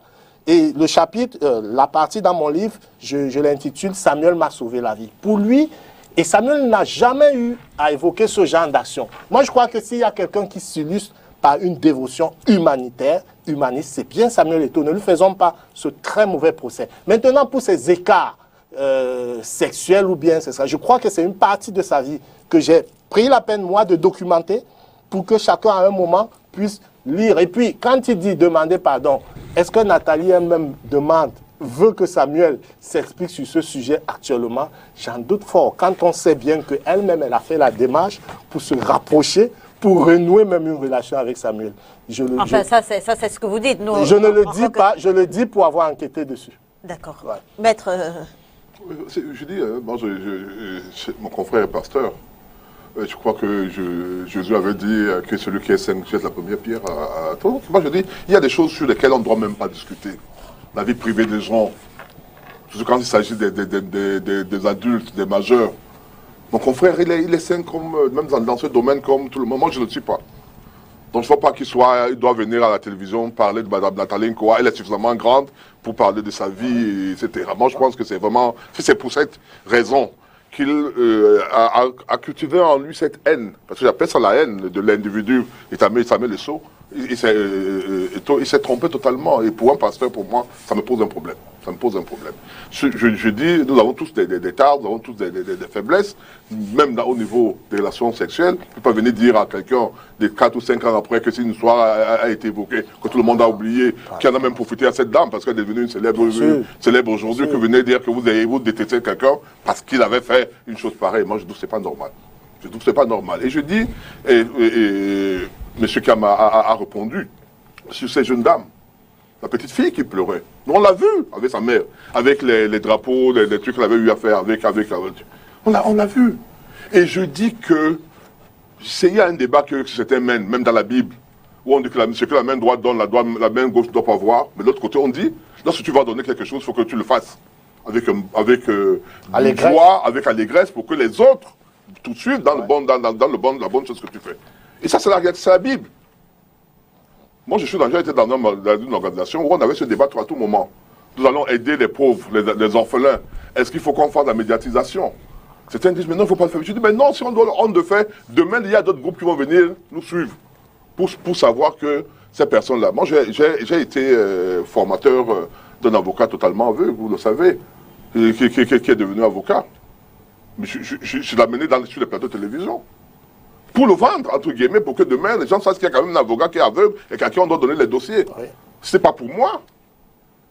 Je lui ai prouvé, il a fait une émission dans une chaîne concurrente, totalement dédiée à lui. On allait dans sa maison, etc. On va pouvoir dire que je suis venu faire ça parce que je voulais être médiatisé. Mais non, c'était pour cet enfant-là. Il faut encourager les gens qui aident les aveugles et qui le font savoir. Oui. Parce que ça cultive l'envie de faire. Oui. Lorsque vous voyez les autres faire, vous dites pourquoi moi je ne gagne pas beaucoup d'argent, je gagne beaucoup d'argent. Je ne donne pas aux nécessiteux. Il faut bien le faire, c'est pas un crime. Et moi je dis moi, ça me surprend qu'on fasse ces reproches, surtout dans le cas de cette jeune dame. De la même manière, tout à l'heure, je vous disais qu'il faut qu'on fasse une stèle, je veux dire, pour les personnes qui sont mortes au niveau du stade. Et toi, aujourd'hui, président de la FECAFOOT, il doit vendre sa FECAFOOT. Il doit vendre son équipe nationale. Il doit vendre le Cameroun. C'est une personne, ils appellent ça BRP, je crois. Il doit le faire. Et ces actes qui posent doivent être médiatisés parce que parfois les gens disent ici, vous ne communiquez pas suffisamment sur les actions que vous faites. nous faisons le reproche, nous, très souvent, au niveau de notre hiérarchie, au niveau du parti, des communicants. Parfois, on a discuté devant les plateaux de télévision, sur le plateau de télévision, parce qu'il y a des informations que nous n'avons pas eues, sur des faits que le gouvernement a posés, qui étaient positifs. Mais l'information n'a pas circulé, on se retrouve là en train de bégayer, alors qu'il y a des réalités que les Camerounais ignorent. Si vous me suivez sur ma page Facebook, vous voyez que très régulièrement, je fais des reportages sur le Cameroun. Quand j'arrive quelque part, c'est une route, je dis voilà une route, elle est bitumée. Ce que parfois le gouvernement ne fait pas. Ça change un peu cette vue, cette vision. Donc il ne faut pas penser à un seul instant que la publicité est forcément une publicité qui a pour intérêt de pouvoir profiter à la personne qui fait la publicité. Et toi, tu as besoin de quoi? Sauf comme mon confrère commence à soupçonner qu'il veut être a des ambitions politiques avec ce qui s'est passé à 100 mm et autres. Mais moi, je pense que ce n'est pas ça. Il ne faut pas accuser les gens sur des choses vraiment qui sont, pour moi, basiques. Il a aidé une jeune dame qui a demandé de l'aide devant tout le monde, par le même créneau. Nous, en droit, on parle de parallélisme de forme. Il a utilisé le même créneau pour pouvoir montrer aux gens que cette fille-ci a eu des trucs. On a eu des gens qui sont morts, où on reprochait au gouvernement de n'être pas d'avoir beaucoup réagi. On a vu le secrétaire général, le président de la République, descendre à Olembe, sur faute de médiatisation. Le président de la FECAFOOT, qui est quand même le responsable de l'équipe de l'équipe de football, estime que ces personnes-là, il faut quand même qu'on leur vienne en aide. Et on oublie que les joueurs ont donné 50 millions. Il faut également parler de ça. Pourquoi est-ce qu'on ne reproche pas aux joueurs d'avoir médiatisé le fait qu'ils ont donné 50 millions à ces personnes-là? Voilà. Seulement, Eto'o qui est parti les prendre pour dire venez, comme un élément de motivation pour les joueurs en disant voilà les gens qui sont morts et qui souffrent pour vous. Essayez de leur donner le maximum pour que même ceux qui ont perdu les parents disent que c'était pour, entre guillemets, une bonne cause, et que ça soit une sorte de consolation. Et ça devient quelque chose de négatif, tout simplement parce qu'on part du principe que Eto'o avait connu une femme qui elle ne se plaint pas, mais qui trouve des gens qui vont se plaindre pour dire que c'était pas normal. Moi, je trouve ça un peu gênant. Maître Timbane. Oui. Alors, voilà. Donc, je voulais le suivre. Oui, je viens de le suivre. Maître Biliga, c'est vrai qu'on n'est pas là-bas. Mais vous avez suivi son discours. Il dit qu'on a utilisé les petites filles là parce qu'il fallait faire gagner les lions indomptables. Et ça, je trouve que c'est assez grave. Non, ne redites pas ce que je n'ai pas dit, confrère. Oh, mais arrêtez un peu, tout le monde est en train de suivre. Mais ne dites pas ça. Si vous n'avez pas compris, dites-moi de reposer la pensée. Mais il ne faut pas me faire penser des choses que je n'ai pas dites. Vous l'avez dit tout à l'heure. Allez, alors, allez-y. Si de tout ce que j'ai dit, ce que vous avez retenu, ça n'a rien à voir. Les gens sont dans le malheur. Vous avez pour avoir d'autres objectifs. Il y a des gens qui sont morts à Olembe. Ces jeunes filles-là étaient encore hospitalisées. On les a sortis des lits d'hôpitaux parce qu'il fallait apporter une sorte de motivation, comme vous dites, aux lions indomptables. Je ne peux pas tolérer cela. Je ne peux pas tolérer. C'est votre point de vue. Maître, est-ce qu'en affirmant ce que vous affirmez, vous êtes certain de ce que ce ne soit pas ces victimes de la bousculade qui ont demandé justement à aller à cette séance d'entraînement des Lions? Le bébé l'a demandé d'aller là-bas, le petit bébé qu'on baladait comme un trophée. Le bébé était avec sa maman, maître. A demandé d'aller voir. Maître, le bébé était avec sa maman et c'est avec cette même maman que le bébé s'est rendu au stade. Voilà, je dis, je prends le camp, on n'aurait même pu laisser ce bébé à l'hôpital. Pourquoi on baladait ce bébé? Ça, c'était le côté émotif. Je veux dire, maître, le bébé était avec sa maman et c'est avec cette même maman que le bébé était au stade. Je vous dis bien qu'un bébé hospitalisé, on aurait pu laisser ce bébé. En prenant en thèse, vous prétendez que c'est blessé là, on peut aller voir les lions indomptables. D'abord, je doute d'abord de ça. Et vous ne croyez même pas en cela. Mais, si nous prenons même cette hypothèse, en prenant même cette hypothèse, est-ce que ce bébé l'a demandé? Pourquoi on ne va pas laisser ce bébé? Pourquoi balader ce bébé-là? Contre aux gens, comment bébé? Moi, je ne sais pas comment c'est un Camerounais voit les choses. Vous ne pouvez pas faire ce genre de choses dans un pays comme la France. Vous imaginez ça dans un autre pays? Vous avez suivi ce qui s'est passé avec la petite fille, le petit garçon Ryan au Maroc. Comment le peuple était en émoi parce qu'un petit enfant de 5 ans est mort et est tombé dans un 2 mètres. Il a été extrait. Il y avait des caméras, non? Il a été extrait, même s'il est décédé. Mais il y avait des caméras. Mais Christian, il y avait la caméra. Christian, il y avait les caméras. Il y avait les caméras qui ont montré cette scène. Pourquoi ne pas la faire de manière... Ah, mais parce que vous parlez de la médiatisation. Elle a été faite, cette médiatisation. Et là, elle est normale. Elle est normale, c'est pas pour l'actif du gouvernement en question. Allez-y, maître, allez-y, allez-y, maître Christian, on sort de ce petit sujet. Je ne dis pas qu'on ne doit pas ces événements, mais je dis des médiatisations où on instrumentalise la misère et le malheur des autres, c'est intolérable. C'est intolérable. C'est de ça qu'il s'agit. Je ne dis pas qu'on ne peut pas faire, Éthiopie n'a pas fait de bonnes œuvres. Tout individu, qui soit mauvais, le plus mauvais au monde, a donné quelque chose à quelqu'un un jour. Les gens ont fait, tout le monde fait de bonnes œuvres. Ça, je le reconnais. Il a certainement fait du bien à beaucoup de personnes. Mais je dis ces phases aussi, ces dernières phases, les phases où on utilise, on instrumentalise, alors qu'on n'a manifesté aucune compassion vis-à-vis des familles, des morts d'Olimbi. Est-ce que vous voulez que je vous dise qu'à ce moment, les familles n'ont pas encore récupéré les corps et n'ont même pas encore vu les corps? Est-ce que vous connaissez les douleurs de ces familles en ce moment? Il y aura des Camerounais pour parler, et moi je suis de ces Camerounais, même si je suis contre tout le Cameroun, ou contre tout le Cameroun et contre tout. Je ne laisserai jamais ce genre de choses. Vous ne pouvez pas perdre. Vous avez vu le petit garçon qui est mort au Limbe. Et le lendemain, vous voyez toutes ces familles-là qui ont perdu des membres. Et vous allez maintenant au stade Limbe. Allez fêter, allez danser parce qu'il faut sauver la CAN. Parce qu'il faut jouer la CAN là-bas à tout prix, alors qu'on aurait pu jouer ce match ailleurs. Si vous n'avez plus de cœur, moi j'ai le cœur. D'accord. Vous mélangez tout, maître. Non, mais il mélange tout, il mélange tout, il mélange tout. J'ai comme l'impression que des gens sont de toutes sortes d'humanisme. Le malheur, c'est pour les autres. Nous serons là, nous serons ces sentinelles pour dire au peuple que non, nous sommes des humains avant d'être des Camerounais. Nous sommes des humains avant d'être des Camerounais. Il y a des valeurs humaines que nous devons protéger avant nos objectifs, avant nos ambitions du Cameroun, avant nos ambitions de carrière. C'est de ça qu'il s'agit tout simplement. Liliane, je peux confirmer que pour ces familles, la présence de Samuel Eto'o à leur côté a été un effet de réconfort, a produit un effet de réconfort. Vous êtes entretenu avec ces familles? Non. Oui, certaines.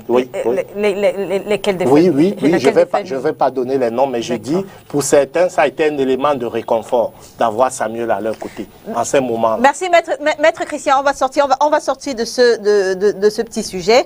Et d'ailleurs, on va également sortir de l'émission. Maître Biliga, le Cameroun, on le sait, devait relever plusieurs défis dans l'organisation de cette CAN, dans un contexte marqué par des revendications dans le nord-ouest et le sud-ouest, des règles sanitaires anti-Covid assez drastiques, mais également de lourdes condamnations d'opposants politiques et des accusations de dilapidation des fonds publics. Comment est-ce que le Cameroun s'en est sorti finalement?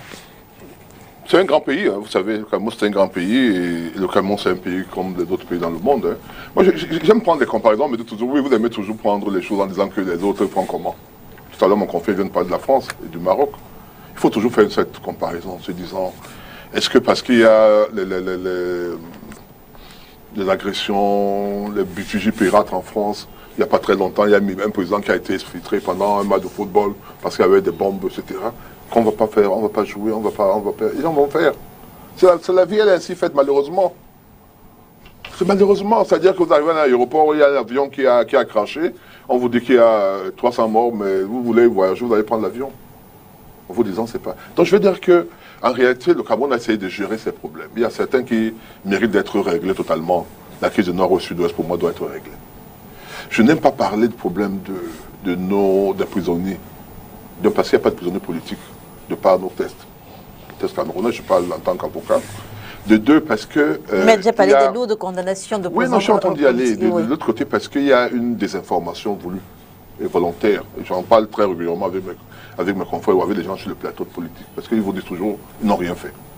On les a arrêtés pour une marche pacifique. On les a arrêtés, ils n'ont jamais rien fait. Je ne suis pas pour des condamnations.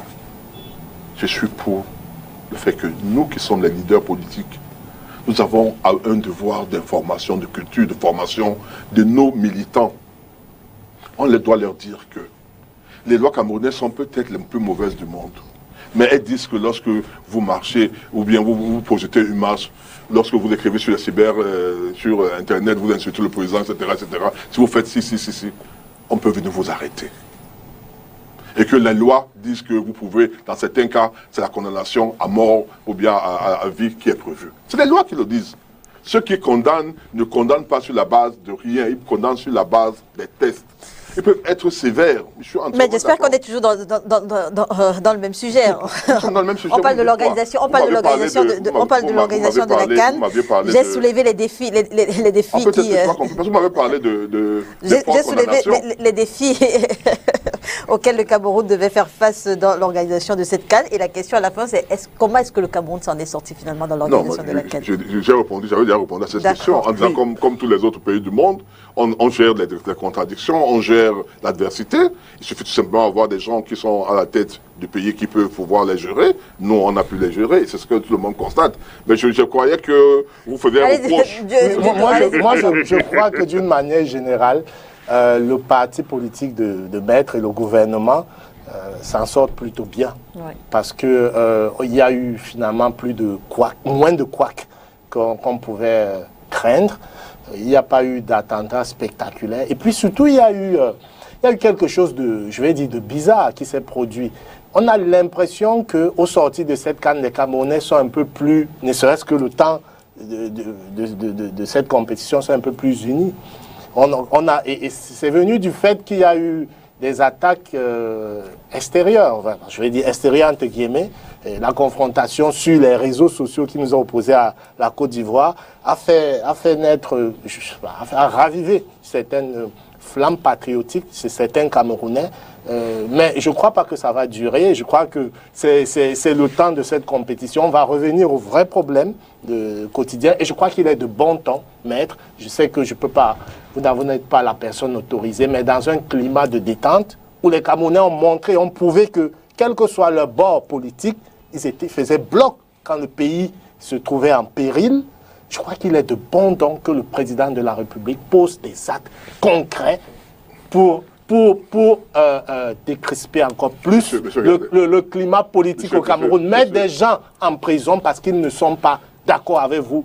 Quels que soient les motifs, quels que soient les oripeaux juridiques qui entourent ce genre d'actes, pour moi, ce n'est pas élégant, ce n'est même pas socialement concevable. Il faut libérer ces gens et qu'on reparte de nouveau. Maître Christian Timane, avant... J'ai voulu, avant que Maître n'intervienne, oui. C'est ce sujet. Moi, peut-être que vous ne m'avez pas bien suivi. Et c'est une parenthèse, parce que ce n'est pas le sujet à l'ordre du jour. Parce que je vais vous faire comprendre une chose. J'ai fait un post où je disais, lorsque nos amis écrivent « libérer oui. », est-ce une injonction? Il y a trois choses. Une injonction, je ne sais pas quoi, une demande de pardon. Ce n'est pas le thème que j'ai utilisé, c'est un peu ça. Oui. Est-ce vraiment important? Non, c'est très important. Parce que vous voulez, je vous donne, je fais ça en pétitionnement. Lorsqu'on dit qu'on veut d'un État qui soit un État moderne, oui. C'est un État où il y a une séparation de pouvoir. C'est-à-dire le judiciaire, le législatif et l'exécutif. Lorsque vous dites libérer et que vous adressez au gouvernement, vous demandez au gouvernement d'aller s'ingérer dans les affaires du judiciaire. Puisque manifestement, laissez-moi parler. Laissez-moi parler. Si vous dites à la justice, c'est-à-dire au pouvoir judiciaire, libérer, c'est-à-dire au juge, parce que ces juges avaient les enfants devant eux quand on disait de libérer. Vous leur dites donc, écoutez, libérer, vous faites ce que vous reprochez au gouvernement. Vous voulez tout à l'heure dire, c'est-à-dire que le gouvernement s'ingère ou influence la justice. Vous voulez influencer la justice. C'est parce que vous me comprenez. Oui, je vous comprends. Vous voulez influencer en disant, ok, vous avez les juges, vous avez les décisions. Ne rendez pas les décisions en votre âme et conscience, rendez les décisions parce qu'on vous demande de libérer ces personnes-ci. Voilà un peu le débat. Et moi, j'avais dit aux gens qu'il était plus facile que si on veut régler ce problème, qu'on règle ce problème du point de vue politique. Politique parce que, effectivement, la loi permet au président de la République, il l'a fait pour le professeur Kamto, de libérer des gens qui sont en prison, ou qui sont jugés, ou qui sont en cours de jugement. Il y a des mécanismes qui sont prévus pour ça. Mais que ce soit le tribunal militaire, le tribunal, il y a des mécanismes qui sont prévus pour ça. Mais encore faut-il que si le président vous demandez la grâce au président, vous ne pouvez pas commencer à vous dire, nous sommes le président élu, libéré comme si c'était une injonction. C'était une parenthèse.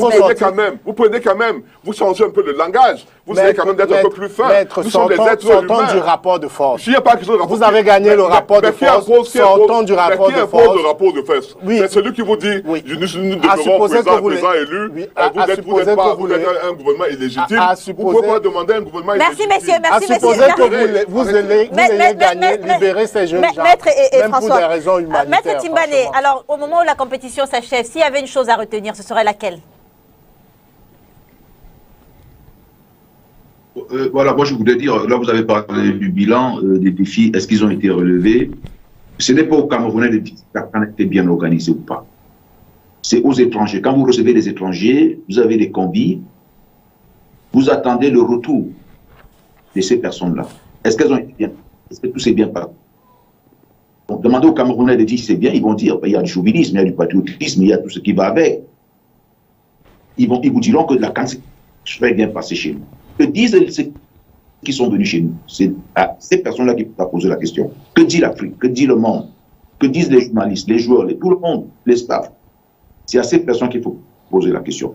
Mais je ne voudrais pas sortir d'ici, s'il vous plaît, Léla, sans avoir marqué mon indignation par rapport aux propos de mon confrère.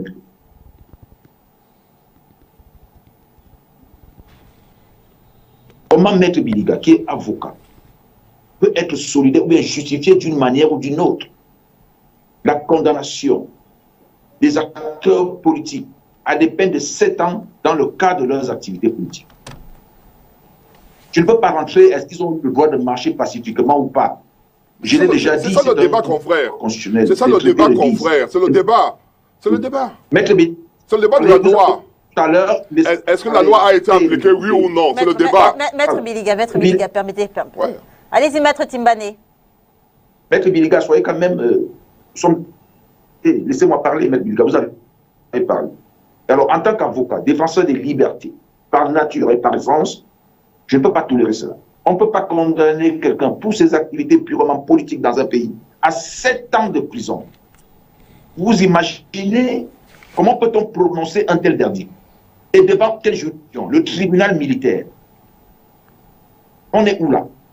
Maître Biliga, nous pouvons être du RDPC, je l'ai été. Nous pouvons être des soutiens de Paul Biya, je l'ai été. Mais il y a des choses qu'on ne peut pas accepter quand on est avocat. Nous devons dire non. Vous dites à ces personnes de demander pardon. Demander pardon, qu'elles ont fait quoi? On les condamne à 7 ans de prison pour leurs activités politiques. Vous demandez de demander pardon. Elles doivent demander à être libérées. La liberté est libre. Il faut libérer la liberté. Et pour avoir, il faut lutter. Et c'est dans le cadre de cette lutte. Je ne parle pas de guerre, mais je parle de revendications. Nous avons besoin de liberté au Cameroun.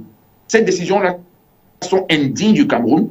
Un état de liberté, un état où on a vu nos ancêtres, nos aînés mourir pour obtenir cette liberté-là.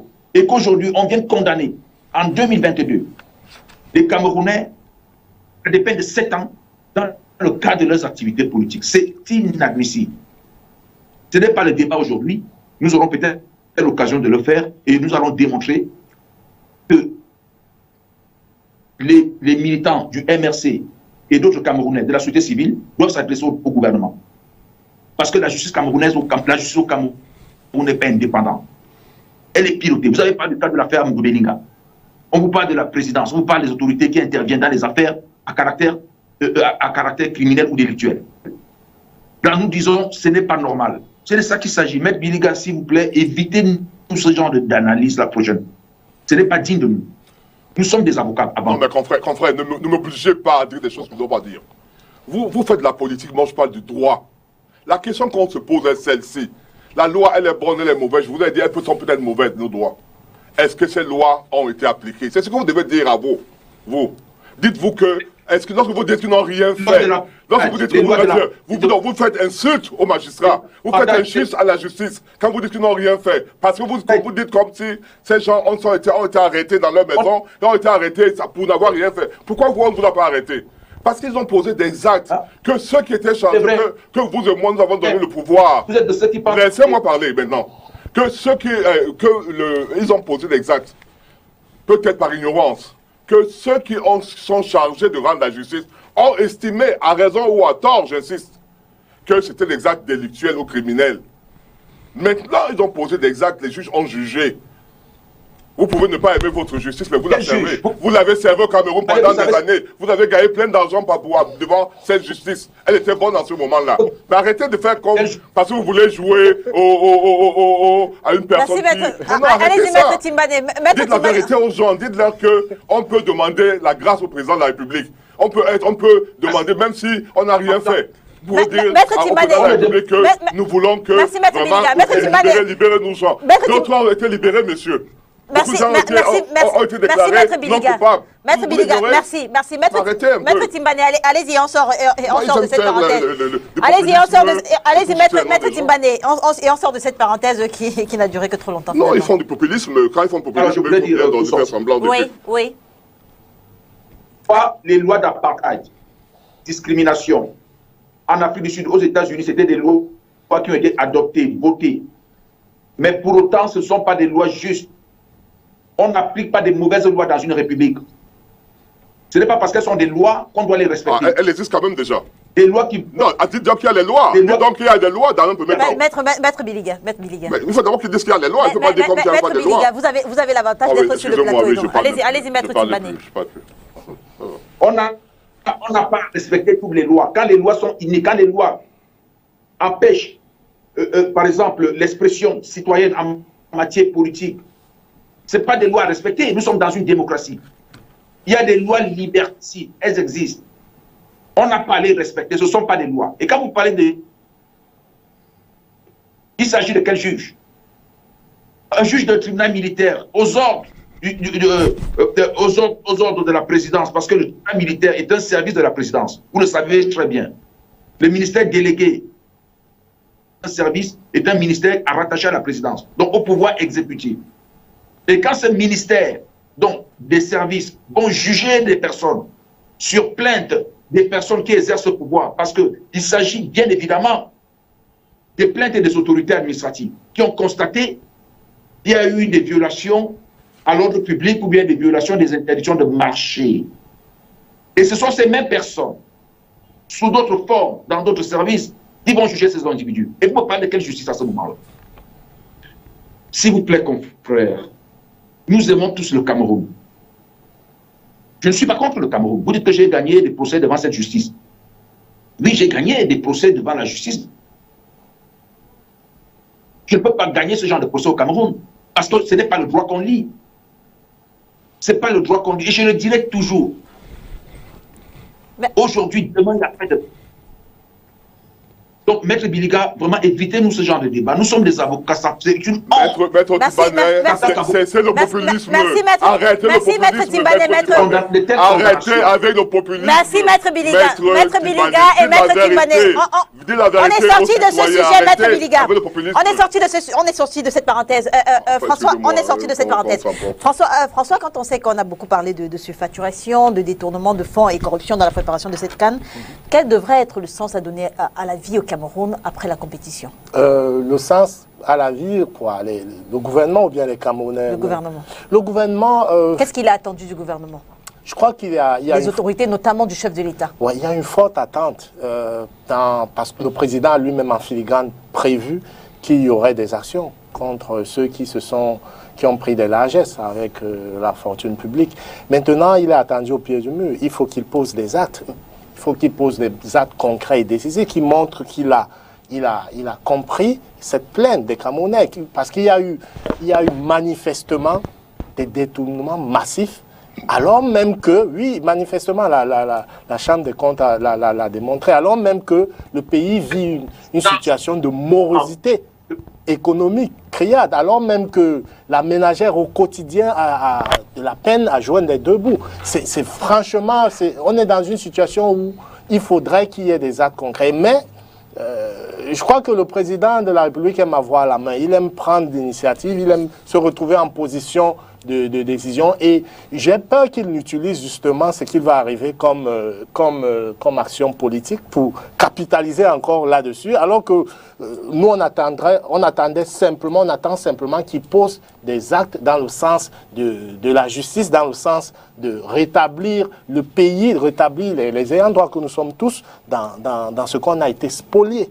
Voilà. Et puis, je voudrais faire une légère parenthèse. Entre le parti de Maître Biliga et puis l'opposition, moi je crois qu'il faut pas s'enfermer dans du juridisme, on n'en sortira jamais. Le problème actuellement au Cameroun est purement politique. Il y a un parti, il y a un groupe qui a créé un rapport de force, ce qui est légitime quand on veut changer la donne. On est en dictature au Cameroun, je le dis sans embâche. Et quand on veut changer la donne d'une dictature, on peut essayer de créer le rapport de force. Mais une fois qu'on a créé le rapport de force et qu'on l'a perdu, je crois qu'il faut revenir à une rhétorique beaucoup plus consensuelle, même si elle est stratégique. Quitte à ce qu'on rétablisse, on remobilise ses forces pour pouvoir passer à l'assaut. Rester dans un rapport de force qu'on ne peut pas gagner, donner des injonctions, je crois que ça ne marchera pas. D'accord. Voilà. Maître Timbane est sur la même question. Je veux dire, quelles sont vos attentes aujourd'hui? Quel devrait être le sens à donner à la vie au Cameroun après cette compétition? Voilà, déjà, je voudrais, Monsieur Khan, je voudrais décrier, pour le condamner, tout simplement, cette pratique ou cette conception camerounaise qui voudrait que c'est le président de la République qui décide des arrestations ou bien d'engager des poursuites contre des individus dans un système. On a le pouvoir exécutif. Je ne l'approuve pas, je ne l'approuve pas, je le constate. Je ne l'approuve pas, je le constate. Allez-y, maître. Vous demandez, vous avez même imploré l'intervention du chef de l'État. C'est une affaire, c'est très grave ce que vous dites là. Et c'est ça qu'il faut faire comprendre. Qu'est-ce qui vous dit que le président lui-même ou ses proches ne seraient pas impliqués dans des affaires de détournement? Donc cette initiative ne lui revient pas dans une république. Cette initiative revient aux institutions qui ont été mises en place. Donc à savoir, en ce qui concerne les finances publiques, il y a ce qu'on appelle la Chambre des comptes. Elle vérifie la comptabilité, elle vérifie les exécutions des budgets et des dépenses de l'État. Et quand elle constate qu'il y a des anomalies, elle envoie directement le dossier au parquet, au juge judiciaire qui sanctionne. Le président de la République n'a pas à s'y mixer, il n'a même pas à prendre l'initiative. Parce que ces enquêtes-là, même la Chambre des comptes a le droit d'enquêter sur sa façon de gérer l'argent au niveau de la présidence. C'est ce qu'il faut mettre dans les têtes des Camerounais. Vous décrivez quoi, M. Timbane, votre république idéale ou bien les faits? Voilà. Ça se passe comment au Cameroun? Donc, dans notre pays, ce que nous appelons des poursuites à caractère politique. Le président de la République, Paul Biya lui-même. Alors, dans les clans, il y aura des guerres de clans, des individus qui vont vouloir casser les carrières des autres, qui vont monter des dossiers et qui vont soumettre au président tel à détourner. C'est pour ça qu'aujourd'hui, quand on arrive devant le tribunal criminel spécial, il y a des dossiers vides, comme le dossier de M. Mebengo, je suis obligé de le dire parce que je l'ai lu. Vous voyez? Qui a monté ce dossier pour dire qu'il a détourné plus de 300 milliards. Et on a fait avaler ça aux Camerounais. Alors qu'on voit visiblement que c'est un prêt chinois. Et moi, je connais les mécanismes de financement des prêts chinois. Les Chinois ne donnent pas l'argent. Mais on a dit aux Camerounais qu'il a détourné 300 milliards. Donc, il y a des individus qui manipulent le président comme ça et on lui fait prendre des initiatives. Ce n'est pas à lui à prendre des initiatives, c'est à la Chambre des comptes ou alors des plaintes de certains ministres dans le cadre des exercices de leurs fonctions devant le procureur. Ou alors même quand il y a une simple dénonciation publique, il y a une dénonciation dans la presse, le procureur du TCS et les procureurs compétents doivent se saisir de ces affaires. Ce n'est pas à la présidence d'aller initier ou de vérifier, de demander de quoi. Merci, maître. Merci, maître. Qui que ce soit. Merci, non. maître. C'est une manière, Merci, maître. C'est une manière de mettre les gens à la présidence à l'abri. Quand on dit que ça vient de la présidence, on met les gens à la présidence à l'abri. Non, c'est de donner le dossier là au procureur du TCS, procureur général qui fasse son travail. Merci, Maître Timbane. Maître Biliga, sur le sens à donner à la vie au Cameroun après cette compétition, partant de ce qui a été décrié dans justement sa préparation. Peut-être que je ne comprends pas très bien votre question. Je ne comprends pas très bien. Quelles sont vos attentes? Je veux dire, au moment d'organiser cette compétition, oui.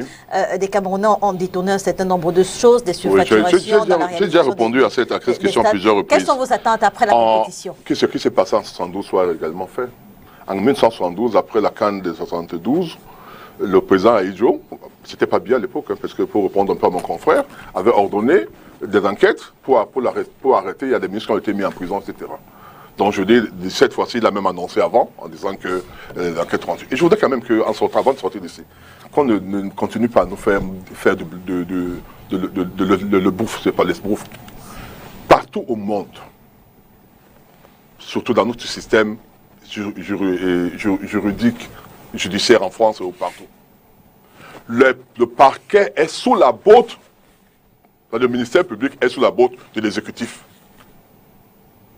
Le procureur, des réquisitions de procureur parfois sont faites. Le procureur, c'est lui, généralement, qui est comment je peux dire ça, il reçoit des instructions de sa hiérarchie. Donc lorsqu'on vous dit que parce que le ministère de la Défense est sous un ministre de la présidence de la République, je dis, même le ministre de la Défense, le ministère de la Défense, qui ne sont pas détachés, qui sont détachés du ministre de la présidence de la République, c'est exactement le même système qui existe, que ce soit en France ou ailleurs, partout ailleurs. Donc on a l'impression que, oui, quand par exemple le procureur peut se lever un matin comme ça, arrête un ministre sans qu'il y ait eu quelque part l'intervention je veux dire, de l'exécutif à travers le ministre de la Justice, par exemple, qui donne des instructions. Il faut que cela soit dit clairement indiqué. De la même manière, la grâce présidentielle, elle existe aux États-Unis, elle existe partout. C'est l'exécutif qui rentre dans le judiciaire. La grâce présidentielle, d'ailleurs, le président Trump, avant de partir la veille de son départ, il a signé des ordonnances qui font de la grâce présidentielle. C'est un pays développé, démocratique. Donc, c'est aucune honte pour quelqu'un qui estime qu'il a été condamné, peut-être à tort. Moi, je n'ai jamais dit que c'est normal qu'on condamne les gens à 7 ans de prison. Je ne l'ai jamais dit. Mais je dis que c'est fait. Lorsque c'est fait, comment faire pour que ces personnes-là retrouvent la liberté? Ces personnes vont dans nos textes, c'est-à-dire dans la Constitution et dans les pouvoirs qui sont reconnus au président de la République, parmi lesquels les pouvoirs de clémence, qu'on aille demander la clémence au président de la République, c'est pas tuant. Ça fait partout, dans tout le monde entier. Merci, donc c'est pas pourquoi on passe, quand ça devient au Cameroun, ça devient autre chose. Qu'après la compétition, vous appelez à l'ouverture d'enquête pour savoir si oui ou non il y a eu des détournements massifs. Merci. Et également que, pour relayer le problème qui a été évoqué ici, qui est quand même important, savoir que, compte tenu du fait qu'on a été tout un peuple uni derrière nos lions indomptables, que cette paix qui semblait être revenue, qu'elle continue, cet esprit. Et que chacun, ceux qui ont des choses à faire, des démarches à entreprendre, les entreprennent en toute humilité, même d'une manière relativement discrète, que demain on apprenne que le président de la République a peut-être reçu. Merci Maître Biliga merci d'avoir été avec nous ce dimanche. Je ne veux pas qu'on soit coupé. Merci d'avoir été avec nous ce dimanche, Maître Biliga. Maître Timbané, merci également à vous. Vous êtes là. Merci d'avoir été avec nous. Merci. Merci. Jean-Jacques Misset était également avec nous. Malheureusement, un problème de connexion a fait qu'on le perde. Merci également à vous, Monsieur Misset, d'avoir été avec nous.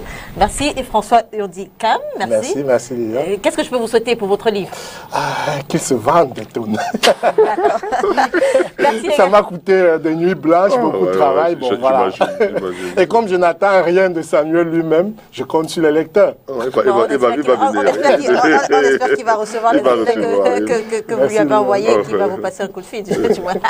Merci d'avoir accepté notre invitation. Merci également à vous, très chers téléspectateurs, de nous avoir suivis. Cette émission est rediffusée ce soir lorsqu'il sera 20h30 demain lundi. Lorsqu'il sera 13h30. Heureusement, il y a une autre diffusion demain à 13h et à 13h30. Merci de nous avoir suivis. On se retrouve dimanche prochain sur les antennes de Spectrum Télévision. Si bien sûr Dieu le veut, bon dimanche. Tu sais, les gens comme...